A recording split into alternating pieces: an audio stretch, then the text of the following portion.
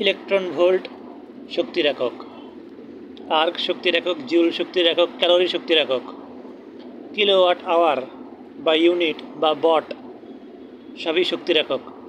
তার মানে কম একককার শক্তি আর কাজের একক সেম প্রায়, আর কম একক হলো ক্ষমতার, দুইটা, ওয়াট আর এইচপি।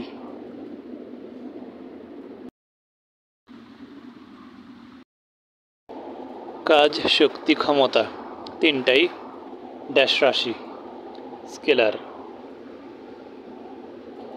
কাজের একক জুল, শক্তির একক জুল, ক্ষমতার একক ওয়াট। জুলের অপর নাম নিউটন মিটার। মাত্রা বাইর করব। কাজের অভিকর্ষীয় একক খুবই গুরুত্বপূর্ণ। কাজের অভিকর্ষীয় একক কেজি মিটার। অভিকর্ষ কোনো একটা কেজির বস্তুকে কত মিটার টান দিল, এটাই অভিকর্ষ কর্তৃক কাজ করলো। অভিকর্ষীয় একক অফ কাজ কেজি মিটার।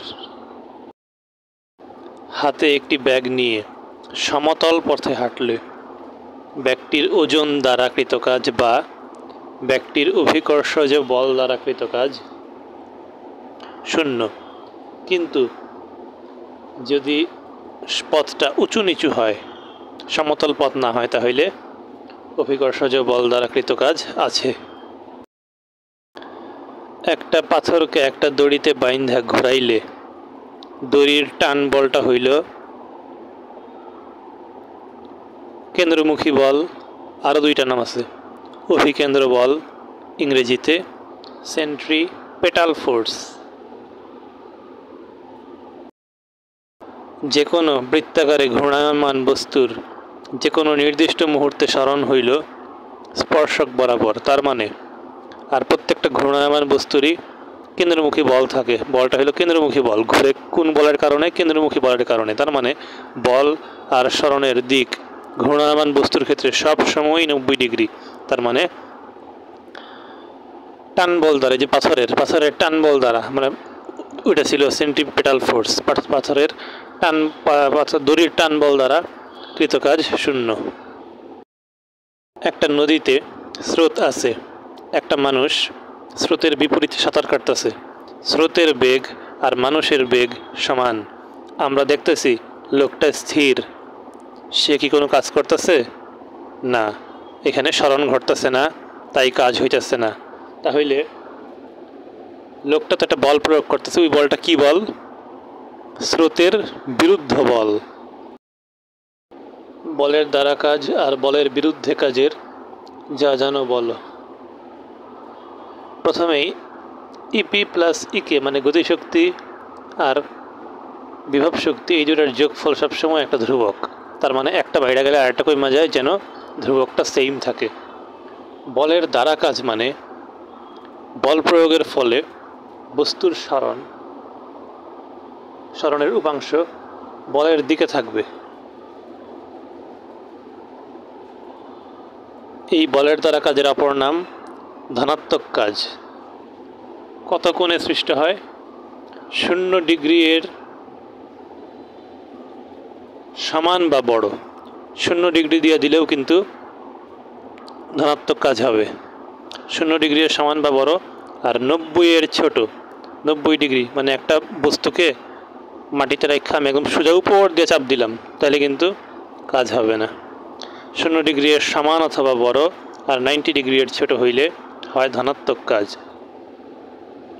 ধনাত্মক কাজ হইলে মানে বস্তুটা যেই দিকে যাইতে চায় আমি সেদিকেই আর ধাক্কা দিলাম, এমনি চিন্তা করব, এটা কিন্তু চিন্তা করার জন্য বলছি।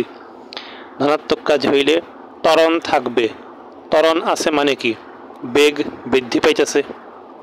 বেগ বৃদ্ধি না হলে ত্বরণ হইতো না। বেগ বৃদ্ধি মানে কি? হাফ mv², গতিশক্তিও বৃদ্ধি পাইতেছে। ধীরে ধীরে বেগ বাড়তেছে, তার মানে কি? ধীরে ধীরে হাফ mv² মানে গতিশক্তিও বাড়তেছে। আর গতিশক্তি বাড়তেছে মানে কি? স্থিতিশক্তি কমতেছে, কারণ দুইটা মিলে ধ্রুবক। সেম এই জিনিসের উল্টাটাই হইল বলের বিরুদ্ধে কাজ বা ঋণাত্মক কাজ। নাম কিন্তু দুইটা, সেম জিনিস দুইটা নাম। ত্বরণের জায়গায় হবে মন্দন। বেগ বৃদ্ধির জায়গায় কমবে, গতিশক্তি স্থিতিশক্তিও উল্টা হবে। আর কোণটা লাগবে, কোণটা কত? 90-এর চেয়ে বড়। 90 ডিগ্রি দিলে কোনো কাজই হবে না। 90-এর চেয়ে বড়, 180 ডিগ্রির সমান অথবা ছোট। কেমনে মনে রাখবো? একটা বস্তু বাম থেকে ডানে আসতেছিল, এটা কিন্তু মনে রাখার জন্য, সত্যিকারে কিন্তু এসব কিছু নাই। একটা বস্তু বাম থেকে ডানে আসতেছিল, আমি তাকে ডান দিকে হাত দিয়া আরও বাম দিকে পাঠিয়ে দিলাম, একদম মাটির সাথে ঘেঁষা। এটা হলো 180 ডিগ্রি কোণে বলের বিরুদ্ধে কাজ হবে এই ক্ষেত্রে। এখানে সরণটা হয় কোন দিকে?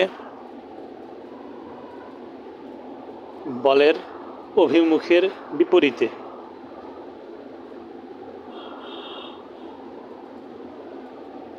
কোণটা খুব ভালো করে মনে রাখতে হবে। 90 ডিগ্রির সমান একটাও হবে না।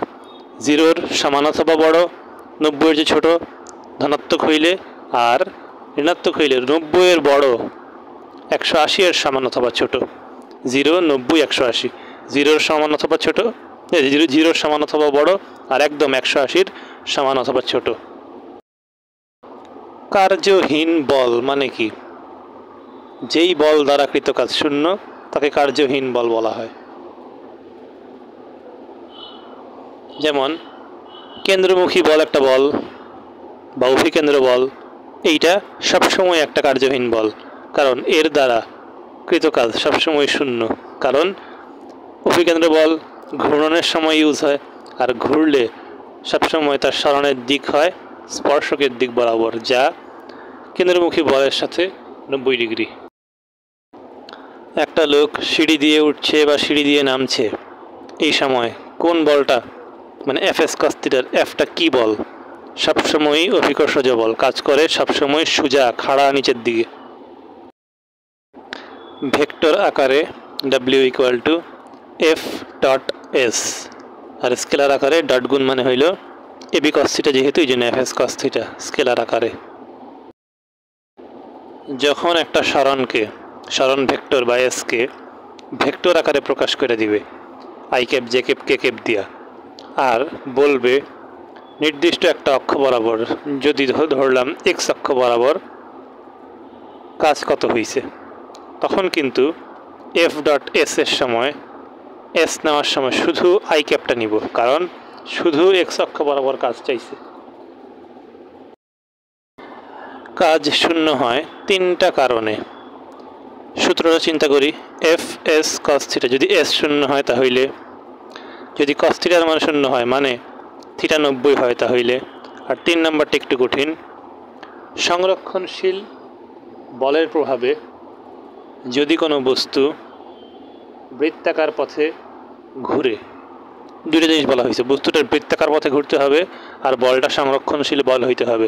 সংরক্ষণশীল বল কি তা পরে জানা যাবে, এখানেই পরে আলোচনা আছে। গতিশক্তির সাথে কাজের কি একটা সম্পর্ক নির্ণয় করা যায়? কাজ মানে হইল গতিশক্তির পরিবর্তন। বল কয় প্রকার? 2, ধ্রুব আর পরিবর্তনশীল বল। একটু আগে পড়লাম ধনাত্মক কাজ বা বলের দিকে কাজ, ঋণাত্মক কাজ বা বলের বিরুদ্ধে কাজ, দুইটারই কোণের ইয়াটা পড়ছি, রেঞ্জটা পড়ছি। কিন্তু ধনাত্মক কাজ এখন যদি এরকম দেখা যায় যে ধনাত্মক কাজ নিচের কোণটিতে হবে, এরকম বলছে, আর সব কোণই দিছে 0 থেকে 90-এর মধ্যেই, 0 দিছে একটা, 5 দিছে একটা, 10 দিছে একটা, 15 দিছে একটা, তাহলে আমরা মনে রাখবো ধনাত্মক কাজের জন্য সবচেয়ে বেশি ধনাত্মক কাজ হয় কখন? যখন কোণ 0 হয়, এটাই 0 দাগাবো তখন। যদি সবগুলি 90-এর ভিতরে থাকে বা একাধিক 90-এর ভিতরে থাকে তাহলে 0 দাগাবো। আর ঋণাত্মক কাজের ক্ষেত্রে সবচেয়ে বেশি ঋণাত্মক কাজ কখন হয়? যখন 180 ডিগ্রি থাকে তখন। সো ঝামেলা থাকলে, মানে একাধিক কোণ থাকলে 0 দাগাবো আর 180 দাগাবো, ধনাত্মকের ক্ষেত্রে আর ঋণাত্মকের ক্ষেত্রে। পরিবর্তনশীল বল মানে কি? যেই বল পরিবর্তন হয়, কি বলটার কি পরিবর্তন হয়? বলের শুধু মান পরিবর্তন হইলেও পরিবর্তনশীল বল, বলের শুধু দিক পরিবর্তন হইলেও পরিবর্তনশীল বল। কারণ এইটা একটা ভেক্টর জিনিস। ভেক্টর জিনিসের শুধু দিক পরিবর্তন হইলেও সে পরিবর্তন, শুধু মান পরিবর্তন হইলেও পরিবর্তন, আবার দুইটা পরিবর্তন হইলে তো পরিবর্তন হবেই। পরিবর্তনশীল বলের দুইটা উদাহরণ। স্প্রিংকে টেনে লম্বা করলে বা সংকুচিত করলে যে কাজ হবে সেই কাজটা হলো পরিবর্তনশীল বল দ্বারা কৃত কাজ। আর মহাকর্ষীয় ক্ষেত্রে কোনো বস্তুর স্থান পরিবর্তনের জন্য স্থান পরিবর্তনও পরিবর্তনশীল বল বোঝায়। তার মানে দুইটা জিনিস, মহাকর্ষীয় ক্ষেত্রে আর স্প্রিংয়ের সংকোচন ও প্রসারণ দুইটাই কিন্তু। নিমোনিক বল মানে পরিবর্তনশীল বল পইরা গিয়া একটা স্প্রিংয়ের মহা ক্ষতি করলো। স্থিতিস্থাপক বল কোনটা? যেই বলের ক্রিয়ায় বস্তু আবার তার আগের আকার বা আগের আকার বা আয়তন দুইটাই, কারণ টান মারলে আকারও নষ্ট হয়, আয়তনও নষ্ট হয়। আচ্ছা, আয়তন নষ্ট হয় ধরতে হবে, পূর্বের আকার আয়তন ফিরে পায়, তাকে বলা হয় স্থিতিস্থাপক বল। স্প্রিং বল কিন্তু স্থিতিস্থাপক বল। স্প্রিংয়ে বল প্রয়োগ করে এক্স সরণ ঘটালে কৃতকাজ ঠাটা মুখস্থ। স্প্রিংয়ের কৃতকাজ হলো হাফ কে এক্স স্কোয়ার, স্প্রিংয়ের কৃতকাজ। আর স্প্রিং যেহেতু স্থিতিস্থাপক বল, তার মানে স্থিতিস্থাপক বলের বিপরীতে সরণ 2 গুণ হলে, মানে এক্স যদি 2 গুণ হয়, তাহলে কাজ হবে 4 গুণ, কারণ ডাব্লিউ সমানুপাতিক এক্স স্কোয়ার। এইটাই স্প্রিং একটা স্থিতিস্থাপক বল। স্প্রিং বল দ্বারা কৃত কাজ W equal to half x square, half K X square. এগুলি মনে রাখতে হবে ভালো করে। স্প্রিংয়ের কে এর নাম দুইটা, স্প্রিং ধ্রুবক বা বল ধ্রুবক। সাধারণত বল মানে কি এফ ডট এস না, আর স্প্রিং মানে সাধারণত কাজ মানে এফ ডট এস, আর স্প্রিংয়ের কাজ মানে ডাব্লিউ ইকুয়াল টু বল গুণ সরণ। বলের জায়গায় হবে বল ধ্রুবক মানে কে, সরণের জায়গায় হবে এক্স স্কোয়ার। মানে একটা 2 উপরে বেশি লিখছি, আমি চিন্তা করে রাখবো, একটা 2 উপরে বেশি লিখছি, একটা 2 দিয়ে ভাগ দিয়ে দিব, হাফ কে এক্স স্কোয়ার। কোনো বস্তুকে নিচে নামালে বা উপরে উঠালে ড্যাশ বল দ্বারা কৃতকাজ সৃষ্টি হয়, অভিকর্ষজ বল দ্বারা। আবার কোনো বস্তুকে সবসময় পৃথিবী তার কেন্দ্রের দিকে টানে কোন বল দ্বারা? ওই অভিকর্ষীয় বল দ্বারাই। এখন এখানে একটা বোঝার জিনিস আছে, ডাব্লিউ ইকুয়াল টু তো এফ এস, এই অভিকর্ষীয় বল দ্বারা কৃতকাজের সময় ডাব্লিউ ইকুয়াল টু অভিকর্ষীয় বল এফ গুণ এস, তাই না? অভিকর্ষীয় বল এফ এর সূত্র কি? মহাকর্ষ অধ্যায়ের সূত্র G M by R square বা দূরত্ব স্কোয়ার। এইখানে করছে কি, এইখানে ওই আরের সময় কি পড়তাম, যদি একটু চেঞ্জ করা হয় দূরত্ব, কিছুটা উপরে তোলা হইলো, তাহলে আর প্লাস এইচ হবে, কিন্তু এই জায়গায় এটাকে ধ্রুবক ধরে নিছে। তার মানে যতটুক উপরেই তুলক না কেন, এই এইচ এটা এখানে যুক্ত করে নাই, এইটুকু ধ্রুবক ধরে নিছে। আর এইটুক এই যে ডাব্লিউ সমানুপাতিক এইচ হইল ব্যাসার্ধ আর, ভর এম পৃথিবীর বস্তুর ভর এম, এবং এইচ উচ্চতায় বস্তুটিকে তুলতেছে। তাহলে কিন্তু মহাকর্ষ চিন্তা করলে কিন্তু এখানে আর প্লাস এইচ হয়ে যেত, কিন্তু এখানে সেটা হবে না।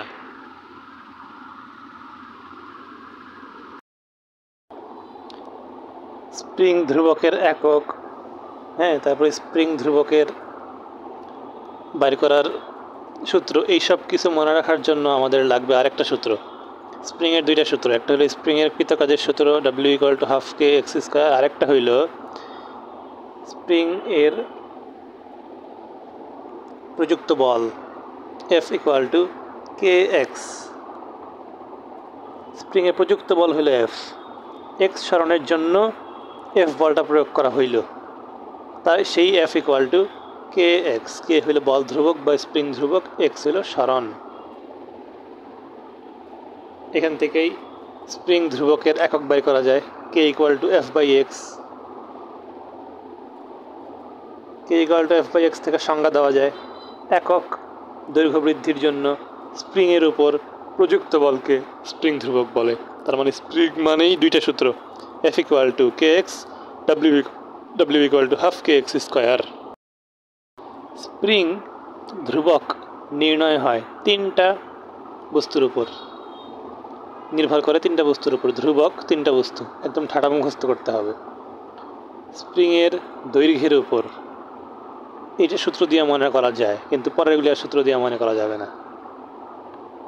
জ্যামিতিক গঠনের উপর আর স্প্রিংয়ের স্প্রিংয়ের পদার্থের স্থিতিস্থাপকতার উপর। তার মানে জ্যামি একটা স্থিতিস্থাপক স্প্রিংয়ের স্প্রিং ধ্রুবক নির্ণয়ের সময় শুধু স্প্রিংয়ের দৈর্ঘ্যের উপর ফোকাস করে। জ্যামি তো পাগল বোকা, এই জন্য সে একটা স্প্রিং ধ্রুবক নির্ণয়ের সময় শুধু স্থিতিস্থাপক স্প্রিংয়ের দৈর্ঘ্যের উপর ফোকাস করে, বাকি দুইটা জিনিসের উপর মানে জ্যামির উপর, মানে জ্যামিতিক গঠনের উপর আর স্থিতিস্থাপক স্প্রিং মানে স্থিতিস্থাপকতার উপর ফোকাস করে না। স্প্রিং দ্বারা কৃত কাজকে আরেকটা নামে ডাকা যায় স্প্রিং এ সঞ্চিত বিভব শক্তি। স্প্রিং এ প্রযুক্ত বল F হলে প্রযুক্ত বল ও প্রত্যয়নী বলের সম্পর্ক কি? প্রযুক্ত বল F যদি আমি টান দিই স্প্রিংটাকে, বা আমি একটা স্প্রিংটা লাগানো আছে, আমি বাম থেকে ডান দিকে স্প্রিংটা টান দিলাম, তার মানে ডান দিকে হইল F বল। আর প্রত্যয়নী বল বা FS বা F স্প্রিং, F পিচ্ছি করে S লেখা, সেটা উদ্ভূত হবে বাম দিকে, তার মানে বিপরীত দিকে। দুইটার মান সমান হবে, দিক বিপরীত হবে, তার মানে F equal to minus FS।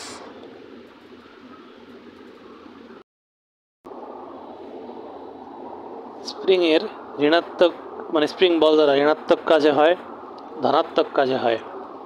ধনাত্মক কাজটা কখন হয়? যখন স্প্রিং সংকোচন করা হয়। সংকোচন করলে ধনাত্মক কাজ, সংকোচন করলে স্প্রিংয়ের সঞ্চিত বিভব শক্তি। তিনটা ধনাত্মক কাজ স্প্রিংয়ের, সঞ্চিত বিভব শক্তি স্প্রিংয়ের, আর সংকোচনের কাজ, এই তিনটা হলো এক। সংকোচন করলে ভালো। আর যখন আদি সরণের মান শেষ সরণ থেকে ছোট হয়, বোঝার কিছু নাই, কোনো কিছু বোঝার দরকার নাই। ঋণাত্মক হয় কখন? যখন আদিটা ছোট। আদি কি ছোট? আদি সরণের মান ছোট। আদি সরণ শেষ সরণ থেকে ছোট হয়, তখন হয় ঋণাত্মক কাজ। এই ঋণাত্মক কাজের সূত্র কি? W equal to half kx square. ধনাত্মক কাজ হলে W ইকুয়াল টু, ঋণাত্মক কাজ হলে W equal to minus half kx square, আর ধনাত্মক কাজ হলে W equal to half kx square. MCQ আসবে তো অপশন আসবে, বুঝলেই দীক্ষা মনে পড়লেই হইল। মহাকর্ষ ভার্সেস অভিকর্ষ। যে কোনো দুইটি বস্তুর মধ্যকার আকর্ষণ হইল মহাকর্ষ, আর অভিকর্ষ হইল পৃথিবী এবং ভূপৃষ্ঠের উপরে বা ভূপৃষ্ঠের নিকটে যেখানে অভিকর্ষজ বলের পাল্লা আছে, মানে পৃথিবীর শক্তি আছে টান মারার, এইটা হইল অভিকর্ষ বল। অভিকর্ষ বলের মধ্যে দুইটা বস্তুর মধ্যে একটা হবে পৃথিবী, আর আরেকটা হবে পৃথিবীর পৃষ্ঠের কোনো বস্তু বা পৃথিবীর পৃষ্ঠের কাছাকাছি কোনো বস্তু। অভিকর্ষজ বল এর সূত্র কি? F equal to GMM by R square.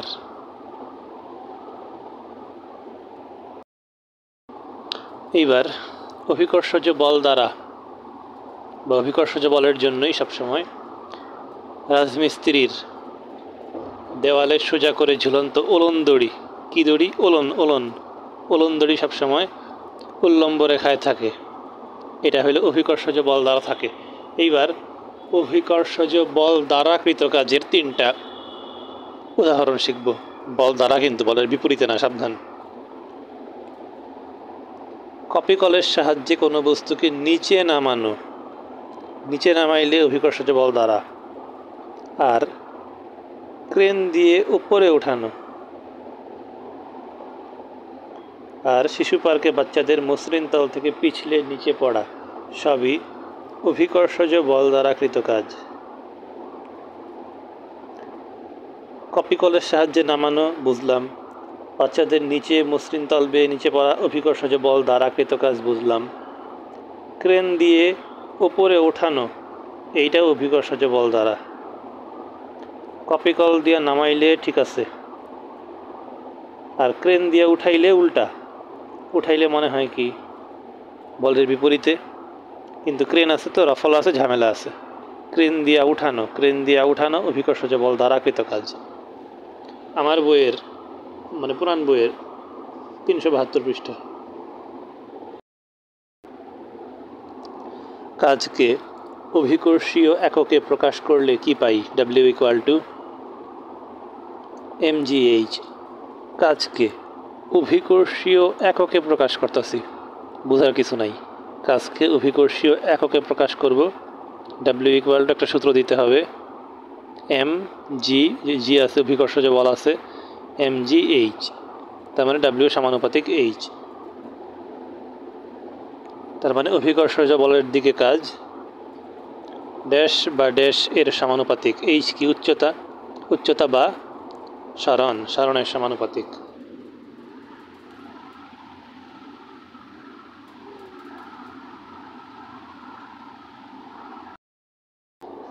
কাজের অভিকর্ষীয় একক কেজিমিটার, আর কাজকে অভিকর্ষীয় এককে প্রকাশ করলে পাই mgh। mgh এর একক কিন্তু কেজিমিটার না, সাবধান। বস্তুকে নিচে ফালার পতনের ক্ষেত্রে কাজ হল W = mgh, আর বস্তুকে উপরে তোলার সময় W = -mgh। যদিও ক্রেন দিয়ে উপরে উঠাইলে কাজ আবার অভিকর্ষজ বল দ্বারা কৃত কাজ। অভিকর্ষজ বলের দিকে কাজের সময় W সমানুপাতিক h, তাহলে অভিকর্ষজ বলের বিপরীতে কাজের সময় W সমানুপাতিক এই জায়গায় h। সূত্রে হইল W = -mgh, কিন্তু এই মাইনাস কিন্তু সমানুপাতিকের মধ্যে কোনো প্রভাব ফেলাবে না।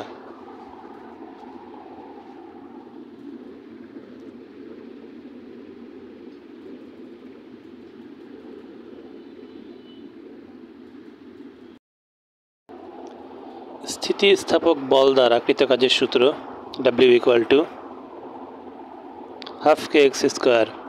স্থিতিস্থাপক বল দ্বারা কৃত কাজ মানেই স্প্রিং বল দ্বারা কৃত কাজ, এবং লিখলে সবসময় ধনাত্মকটাই লিখব। এইবার মহাকর্ষ বল দ্বারা কৃত কাজ, এইটাতে বস্তুর সরণ মানে বস্তুর অবস্থানের পরিবর্তন হয়। বস্তুর একটা আদি অবস্থান থাকে, একটা শেষ অবস্থান থাকে। আদি অবস্থানকে আমরা ধরে নিব আর এ, আর শেষ অবস্থানকে আর বি। সূত্র কি? W = মাইনাস আছে মাইনাস g বড় M ছোট m গুণ 1/RB মাইনাস 1/RA। 1/RB আগে, 1/RA পরে। এখন এই পুরো জিনিসটা কখন মাইনাস হবে, কখন প্লাস হবে? আগেই বলছিলাম RA হইল আদি অবস্থান, আর B হইল শেষ অবস্থান। মহাকর্ষ বল দ্বারা কৃত কাজ ধনাত্মক কখন হয়? যখন আদি অবস্থানটা মানে RA-টা বড় হয় RB এর চেয়ে। মানে ধনাত্মক মানে কি? যে প্রথমে সে বড়। RA আর RB-র মধ্যে কোনটি প্রথমে? RA প্রথমে।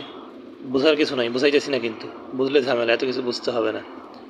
RA বড় হইলে মহাকর্ষ বল দ্বারা কৃত কাজ ধনাত্মক, আর RA বড় আর RB ছোট হইলে 1/RB কিন্তু আবার বড় হয়ে যাবে।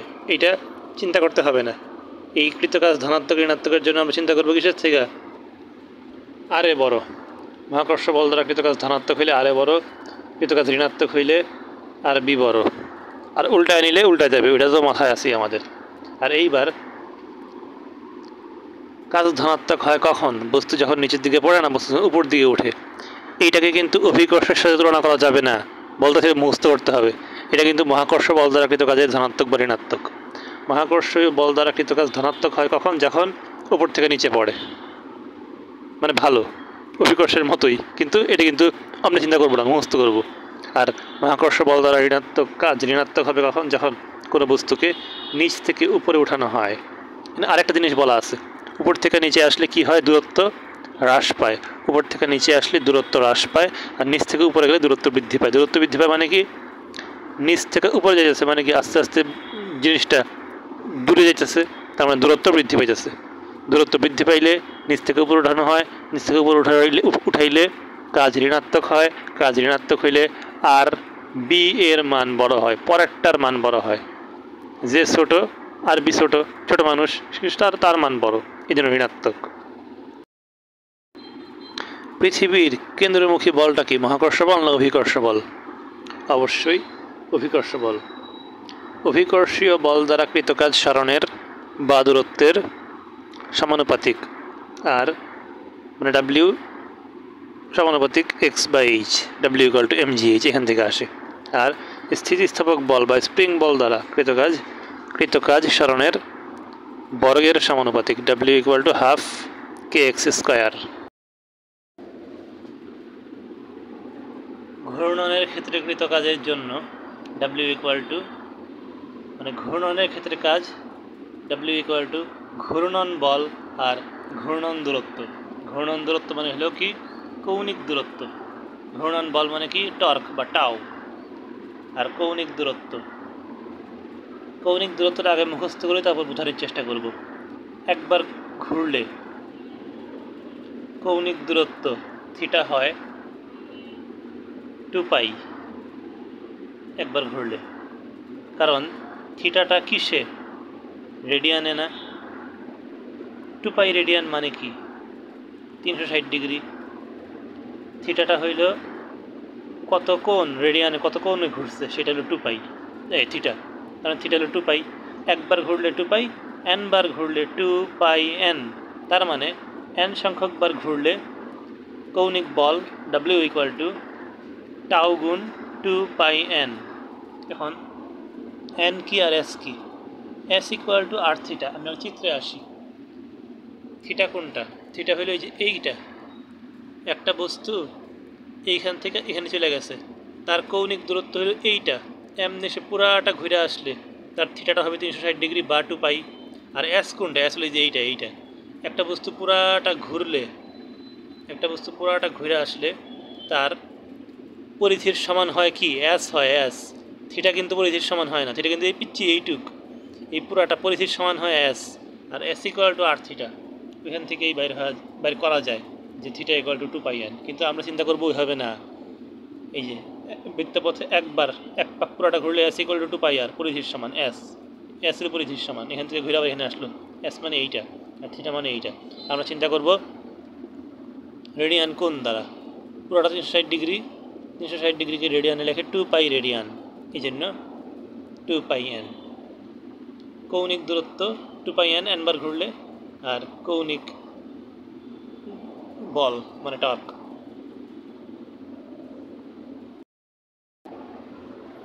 টর্ক এর আরেকটা নাম আছে।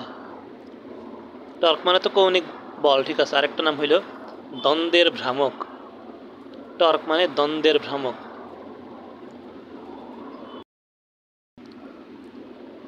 তর্ক করো, ভ্রাতার সাথে দ্বন্দ্ব করো। তর্ক মানে টর্ক, দ্বন্দ্ব ভ্রাতা, দ্বন্দ্বের ভ্রামক। এই দ্বন্দ্বের প্রভাবে মানে কাপল, দ্বন্দ্ব মানে হলো কাপল, দ্বন্দ্বের প্রভাবে কৃত কাজ বা ওয়ার্ক ডান বাই কাপল, এইটাও W equal two tau into 2πn।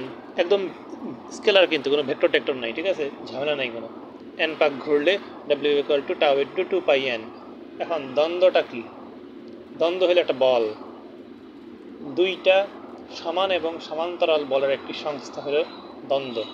যেই দুইটা বল পরস্পর বিপরীত দিক থেকে ক্রিয়ারত থাকে এবং একটা এই বিন্দু থেকে দুইটা বলের দূরত্বও সমান হবে। এখানে একটা বল এমনি ক্রিয়া করতেছে, এখানে একটা বল এমনি ক্রিয়া করতেছে, দুই বলের মান সমান, দিক বিপরীত, তারা আবার সমান্তরাল। আর এই বিন্দু থেকে তাদের দুইজনের প্রয়োগ বিন্দুও সমদূরত্বে অবস্থিত। এটাই হলো দ্বন্দ্ব বা কাপল। ঘূর্ণন গতির আরেক নাম আবর্ত গতি। ঘূর্ণন গতি, আবর্ত গতি। ঘূর্ণন গতির ক্ষেত্রে কৃতকাজ যা, আবর্ত গতির ক্ষেত্রে কৃতকাজও তাই। শক্তি কাকে বলে? কাজ করার সামর্থ্যকে শক্তি বলে। কাজ আর শক্তির একক জুল, মাত্রা সেম, দুইজনই স্কেলার। এবার শক্তির বিভিন্ন রূপ আছে। এখানে 9টা রূপের কথা বলা আছে, 9টা শিখতে হবে ইংরেজি সহ, যেন কোনটি রূপ নয় এটাও বলা যায়। প্রথমে বাংলায় মুখস্থ করব আর বাংলা থেকে ইংরেজি নিজে মুখস্থ করব।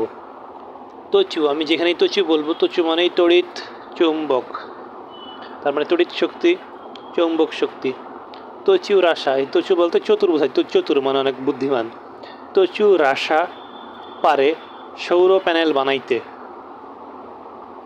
যা তা সৌর প্যানেল।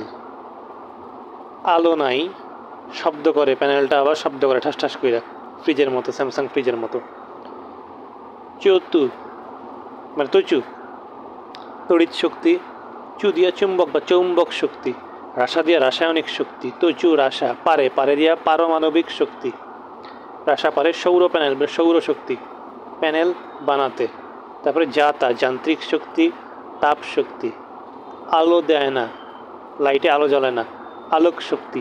আবার শব্দ করে, শব্দ শক্তি। এবার ইংরেজি, সবচেয়ে কঠিন দুইটা ইংরেজি দিয়েই শুরু করি। সৌরশক্তি, সোলার এনার্জি। সৌর প্যানেল মানে সোলার প্যানেল। পারমাণবিক শক্তি, নিউক্লিয়ার, ওই যে নিউক্লিয়ার রিঅ্যাক্টর, পারমাণবিক চুল্লি, পারমাণবিক শক্তি, নিউক্লিয়ার এনার্জি। রাসায়নিক, কেমিক্যাল। তড়িৎ, ইলেকট্রিক্যাল, চৌম্বক। Magnetic, magnetic energy, adjective. শব্দ, সাউন্ড। আলোক, লাইট। যান্ত্রিক, মেকানিক্যাল। আর তাপ, হিট। তাপ মানে হিট। এখানে কিন্তু অ্যাটমিক বলতে কিছু নাই, হ্যাঁ। তারপরে মেকানিক বলতে কিছু নাই। মেকানিক্যাল এনার্জি বা যান্ত্রিক শক্তি দুই প্রকার, গতি আর বিভব। বিভবের আরেকটা নাম স্থিতিশক্তি, কারণ গতির বিপরীত স্থিতি, তার মানে বিভব আর স্থিতি একই। গতি হলো কাইনেটিক, ইকে। বিভব হলো পটেনশিয়াল, ইপি। একটা যান্ত্রিক শক্তি আছে, এটা বুঝবো কেমনে? কোনো একটা অবজেক্ট মানে কোনো একটা বস্তু মুভ করতেছে, নড়াচড়া করতেছে বা এক স্থান থেকে অন্য স্থানে যাইতেছে, তার মানে যান্ত্রিক শক্তি আছে। যেমন হাত ঘষা, দুই হাত ঘষা, কাপড় কাচা, এগুলিতে যান্ত্রিক শক্তির একটা উপস্থিতি আছে বা যান্ত্রিক শক্তি ইউজ হইতেছে। শক্তির রূপান্তরের প্রশ্নগুলি ভাঙ্গা ভাঙ্গাও আসতে পারে, আবার একবার একটা উদাহরণ দিয়ে বলতে পারে যে এখানে কোন শক্তি থেকে কোন শক্তি হয়েছে। সো আমাদের দুইভাবেই পড়তে হবে। পানি কোন স্থান থেকে কোন স্থানে প্রবাহিত হয়? উচ্চ থেকে নিম্নে, পানির ধর্ম এটা। পানি যখন উচ্চ স্থানে থাকে তখন তার শক্তি ড্যাশ, স্থিতিশক্তি। নিম্ন স্থানে প্রবাহিত হওয়ার সময় স্থিতিশক্তি ড্যাশ শক্তিতে রূপান্তরিত হয়। যখন সে প্রবাহিত হইতেছে তার একটা বেগ আছে, আর বেগ আছে মানে স্থিতিশক্তি গতিশক্তিতে রূপান্তরিত হয়। এই গতিশক্তির সাহায্যে টারবাইন ঘুরিয়ে ড্যাশ উৎপন্ন করা হয়। আমাদের লাগে কি? কারেন্ট লাগে জলবিদ্যুৎ থেকে, মানে জলবিদ্যুৎ যেমনি উৎপাদন করে, মানে পানির থেকে কারেন্ট উৎপাদন করা হয়। এইবার পানি উপর থেকে নিচে পড়ার ঘটনায় ড্যাশ শক্তি থেকে ড্যাশ শক্তি, মানে উপর থেকে নিচে পড়ার ঘটনায় ড্যাশ শক্তি মানে কোন শক্তি কোন শক্তিতে রূপান্তরিত হয়। এবার একবারে পুরোটা বলতে হবে। একবারে পুরোটা বলার সময় যান্ত্রিক শক্তি বিদ্যুৎ শক্তিতে রূপান্তরিত হয়, কারণ গতি স্থিতি দুইটাই ছিল যান্ত্রিক শক্তির মধ্যে। একবারে বলতে গেলে এমনি। তারপর আবার লাইটের ক্ষেত্রে কোন শক্তি কোন শক্তিতে রূপান্তরিত হয়? লাইট বা বাতি। বিদ্যুৎ শক্তি আলোক শক্তিতে, কারণ বিদ্যুৎ লাইটে গেলে আলো বাইর হয়, তার মানে বিদ্যুৎ শক্তিটা চেঞ্জ হয়ে আলো আলো হয়ে গেল। এইবারও একটা ইলেকট্রিক্যাল যন্ত্রের, কিন্তু এর একটু ব্যতিক্রম। আগেরটা কি পড়ছিলাম, বিদ্যুৎ শক্তি আলোক শক্তিতে রূপান্তরিত হয়, এরপরেই শেষ। আর এইবার মনে রাখবো কীভাবে, আমরা ইস্ত্রি করার সময় ইস্ত্রিটা ঘষি, ঘষি মানে কি মুভমেন্ট হয়, তার মানে ইস্ত্রি করার সময় কোন শক্তিতে রূপান্তরিত হয়। একটা তো হলো বিদ্যুৎ তাপে রূপান্তরিত হয়, এটা হবেই, কারণ তাপ দিয়েই তো কাপড় করা হয়, ইস্ত্রি করা হয়।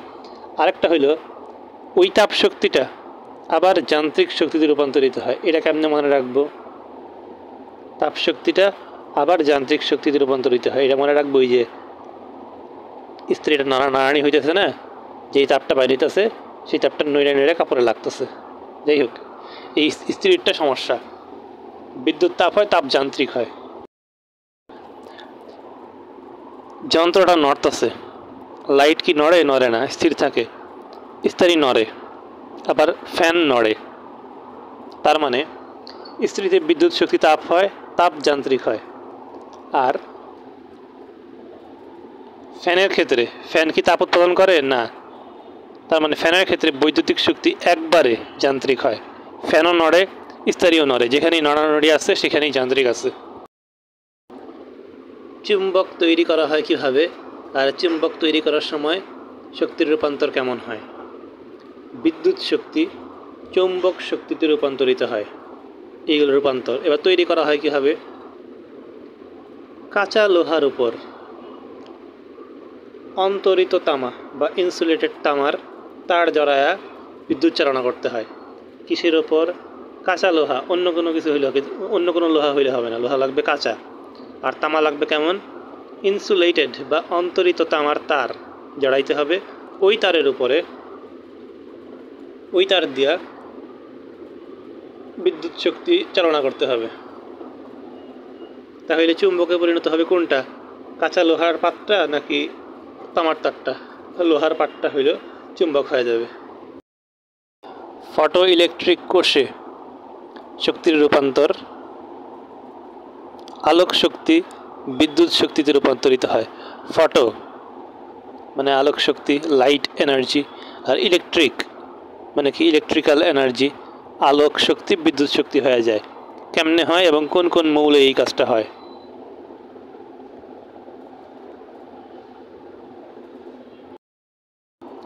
তিনটা মৌল। রুবি ক্যাকে করলে ইলেকট্রন নির্গত হয়।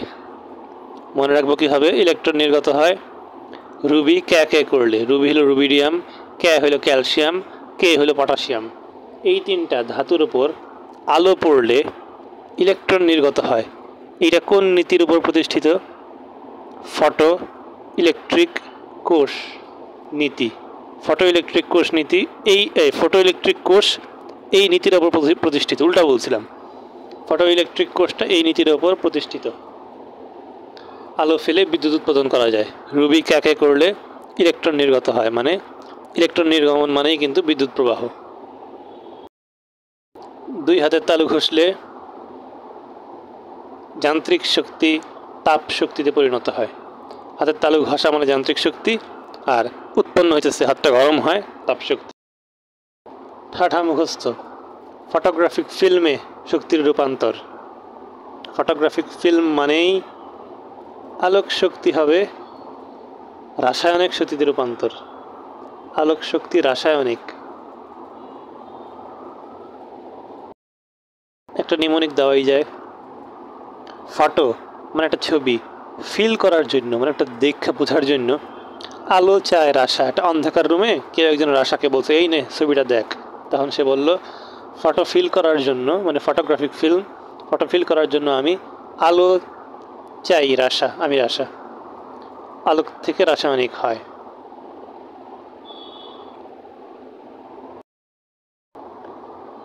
এইখানে ফটোগ্রাফিক ফিল্মে আলোক সম্পাত করা হয়, মানে আলো ফেলা হয়, এরপরে রাসায়নিক ক্রিয়ার মাধ্যমে আলোকচিত্র তৈরি করা হয়, তার মানে আলো থেকে রাসায়নিক।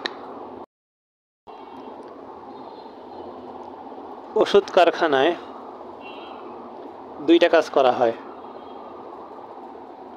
জীবাণু ধ্বংস করা হয়, আর কর্পূরকে পানিতে দ্রবণীয় করা হয়। মনে রাখলাম, অনেক জীবাণু থাকে গাছে, গাছ থেকে ওষুধ তৈরি করে, জীবাণু ধ্বংস করে, আর কর্পূরকে পানিতে দ্রবীভূত করে। কি দ্বারা? শব্দ দ্বারা। কেমন শব্দ? শব্দোত্তর তরঙ্গের শব্দ বা শ্রবণোত্তর শব্দ, মানে আমরা যেই শব্দ শুনি না সেরকম একটা শব্দ দ্বারা জীবাণু পরিষ্কার করা হয়, জীবাণু ধ্বংস করা হয় এবং কর্পূরকে পানিতে গোলানো হয়।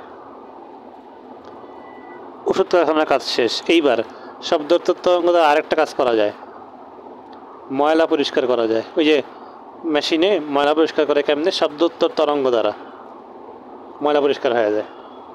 এই সব ক্ষেত্রে শক্তির রূপান্তর। মনে রাখবো, ময়লা পরিষ্কার একটা দিয়া শব্দ শক্তি যান্ত্রিক শক্তিতে রূপান্তরিত হয়, কারণ কাপড়গুলি ঘুরতে থাকে, ভিতরে কাপড়গুলি ঘুরে কিন্তু ওয়াশিং মেশিনে। টেলিফোন আর বৈদ্যুতিক ঘণ্টায় বিদ্যুৎ শক্তি শব্দ শক্তিতে রূপান্তরিত হয়। ঘণ্টা থেকে তো শব্দ বাইর হয় ঠিকই আছে, আর টেলিফোন ওই যে রিংটন হয়, কথা শোনা যায়, এইগুলি আর কি। কয়লা পোড়াইলে আমরা কি পাই? আলো, আগুন, তাপ, শক্তি। তাপ, যদিও তাপ আর শক্তি একই জিনিস, তাপ পাই। কয়লা পোড়ালে আমরা তাপ পাই। এখানে শক্তির রূপান্তর, রাসায়নিক শক্তি তাপ শক্তিতে রূপান্তরিত হয়। তার মানে কয়লার ভিতরে একটা রাসায়নিক শক্তি সঞ্চিত থাকে, এই জন্যই রাসায়নিক শক্তিটা তাপ শক্তি হয়। এইটা ড্যাশ ক্রিয়ার ফলে হয়, রাসায়নিক ক্রিয়া। সহজ। 377 পৃষ্ঠায় আমার বইয়ের তড়িৎ শক্তিকে আরেকটা নামে ডাকা আছে, বিদ্যুৎ শক্তি নামে। কিন্তু যেই সিরিয়াল, মানে যেই ছক, মানে যেই পরে পরে সিরিয়াল 9টার নাম পড়ছি, সেইখানে কিন্তু তড়িৎ শক্তির নাম যে বিদ্যুৎ শক্তি, এটা লেখা নাই। সো এই জিনিসটা খেয়াল রাখতে হবে। সিরিয়ালে লেখা নাই, কিন্তু পরে এক জায়গায় লেখা আছে তড়িৎ আর বিদ্যুৎ একই। বিদ্যুৎ কোষ মানে কি? ব্যাটারি। ব্যাটারি, তো ব্যাটারির ভিতরেও কি থাকে? রাসায়নিক শক্তি থাকে। এই ক্ষেত্রে ড্যাশ শক্তি ড্যাশ শক্তিতে রূপান্তরিত হয়, রাসায়নিক শক্তি তড়িৎ বা বিদ্যুৎ শক্তিতে রূপান্তরিত হয়। কারণ ব্যাটারি দিয়ে আমরা বৈদ্যুতিক বিভিন্ন কিছু চালাই, আমরা মনে রাখবো, ভিতরে রাসায়নিক শক্তি থাকে, রাসায়নিক শক্তিটা তড়িৎ হয়ে যায়।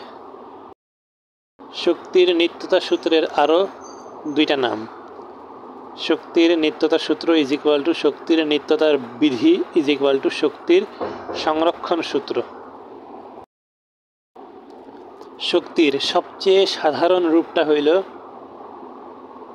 যান্ত্রিক শক্তি, মানে অবজেক্ট মুভ করলে যেই শক্তি হয় সেই শক্তি। স্থিতি বা বিভব শক্তি 2টা কারণে, কোনো বস্তুর ড্যাশ ও ড্যাশ কারণে তার মধ্যে স্থিতি বা বিভব শক্তি সঞ্চিত থাকে। কোনো বস্তুর অবস্থানের কারণে বা কোনো বস্তুর গতির কারণে। গতির কারণে, দুঃখিত ভুল বলছি, অবস্থানের কারণে হইল স্থিতিশক্তি বা বিভব শক্তি, আর গতির কারণে হইল গতিশক্তি। দূরও কি বলি, খেয়াল করি না কিচ্ছু। একটা স্টেটমেন্ট, সমবেগে গতিশীল বস্তুর ক্ষমতা, ক্ষমতাকে তাহার পরি নাই, পি, ক্ষমতা বস্তুর ড্যাশ এর উপর নির্ভর করে না, বস্তুর বেগের উপর নির্ভর করে না।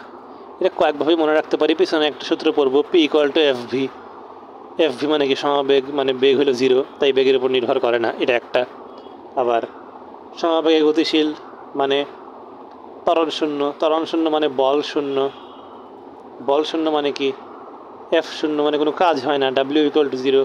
আর ক্ষমতা ইকুয়াল টু W/T, লবে 0, মানে পুরোটাই 0। যেভাবে চিন্তা করা যায়।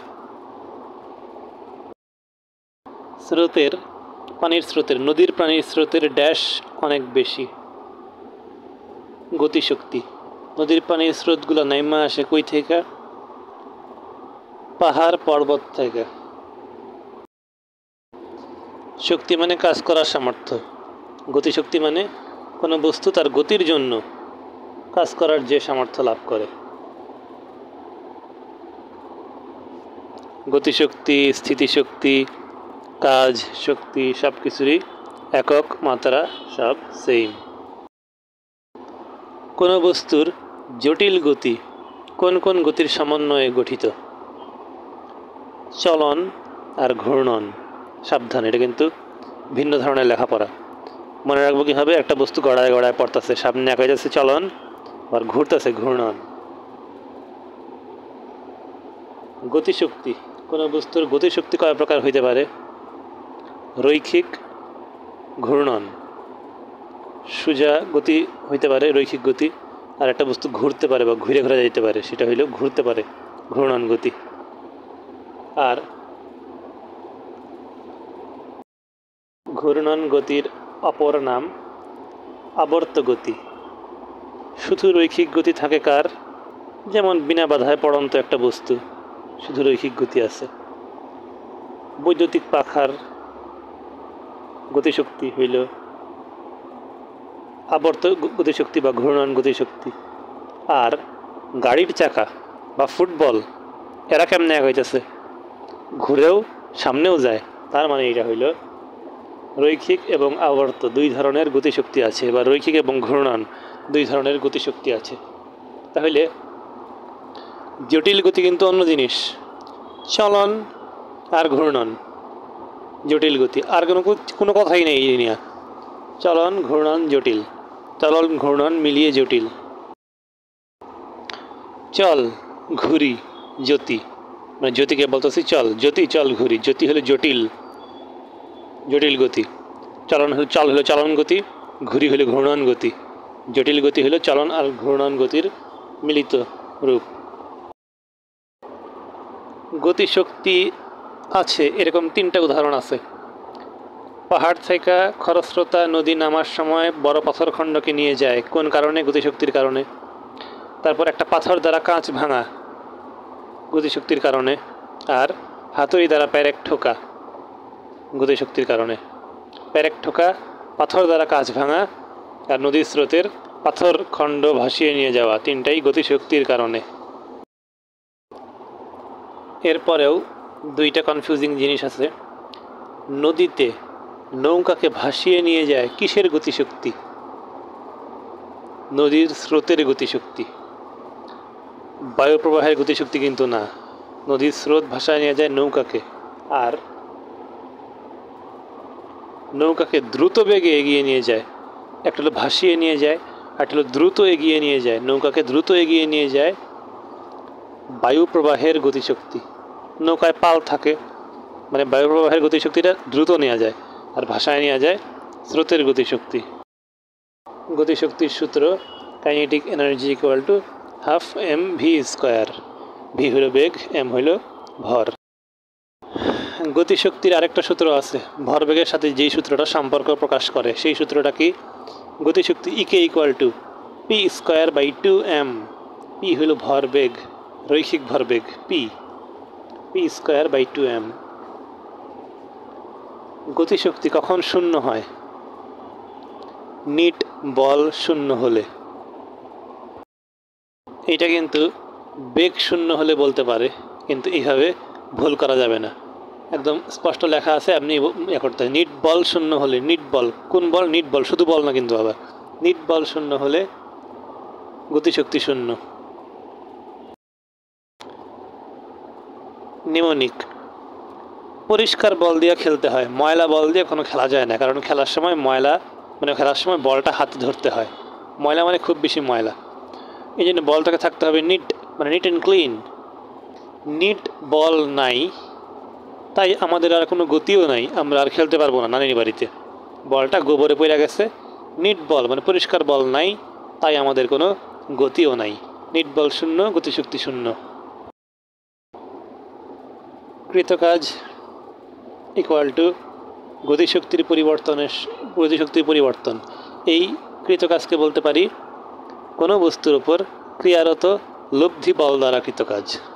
একটু বললাম আগে স্টাইল কইরা, অনেকগুলি বল ক্রিয়ারত হইতে পারে, সেই ক্রিয়ারত অনেকগুলো বল থেকে একটা লব্ধি বল, সেই লব্ধি বলের দ্বারা যেই কৃতকাজটা হয়ে যাচ্ছে তা হইল গতিশক্তির পরিবর্তনের সমান। এইবার 3টা জিনিস ইকুয়াল টু দেওয়া লেখা আছে, 2টা আমি বলবো আর একটা বলতে হবে। বলের দ্বারা কৃতকাজ ইজ ইকুয়াল টু গতিশক্তির পরিবর্তন ইজ ইকুয়াল টু আরেকটা জিনিস, সেটা কি মুখস্থ করা ছাড়া উপায় নাই, শক্তি লাভ। শক্তি লাভ থাকবে কিসের সাথে? বলের দ্বারা কৃতকাজের সাথে। কাজ আর শক্তি একই জিনিস, কৃতকাজ মানে কাজ, শক্তি মানে শক্তি, বলের দ্বারা কৃতকাজ মানে লাভ। ঠিক আছে, এমনি মনে রাখবো, বলের দ্বারা কৃতকাজ শক্তি লাভ, গতিশক্তির পরিবর্তন। কাজ শক্তি উপপাদ্য কোনটি? মনে রাখবো কেমনে? কাজ থাকবে আর শক্তি থাকবে, কাজ থাকবে আর গতিশক্তি থাকবে। কাজ মানে হইল লব্ধি বল দ্বারা কৃত কাজ, গতিশক্তির পরিবর্তনের সমান, এইটাই কাজ শক্তি উপপাদ্য। হাফ এম ভি স্কোয়ার হলো গতিশক্তি, ভি স্কোয়ার, ভি মাইনাস হইলেও স্কোয়ার, ভি প্লাস হইলেও স্কোয়ার, তার মানে পজিটিভ হয়ে যাবে, তাই গতিশক্তি কখনো ঋণাত্মক হইতে পারে না। এইবার হালকা বস্তু আর ভারী বস্তুর ভরবেগ আর গতিশক্তি নিয়ে দুইটা লাইন মনে রাখবো, ওইখান থেকেই সব হয়ে যাবে। যেই বস্তু হালকা সে বেশি গতিতে ছুটতে পারে, যেই বস্তু ভারী ভারীটার ভর বেগ বেশি, ভারীটার ভর বেগ বেশি, হালকাটার গতিশক্তি বেশি। হালকাটার যখন গতিশক্তি বেশি তখন কোনটা, তখন দুইটা জিনিসেরই কোন জিনিসটা সমান? ভরবেগ সমান। হালকার গতিশক্তি বেশি যখন দুইটার ভরবেগ সমান, ভারীটার ভরবেগ বেশি যখন দুইটার গতিশক্তি সমান।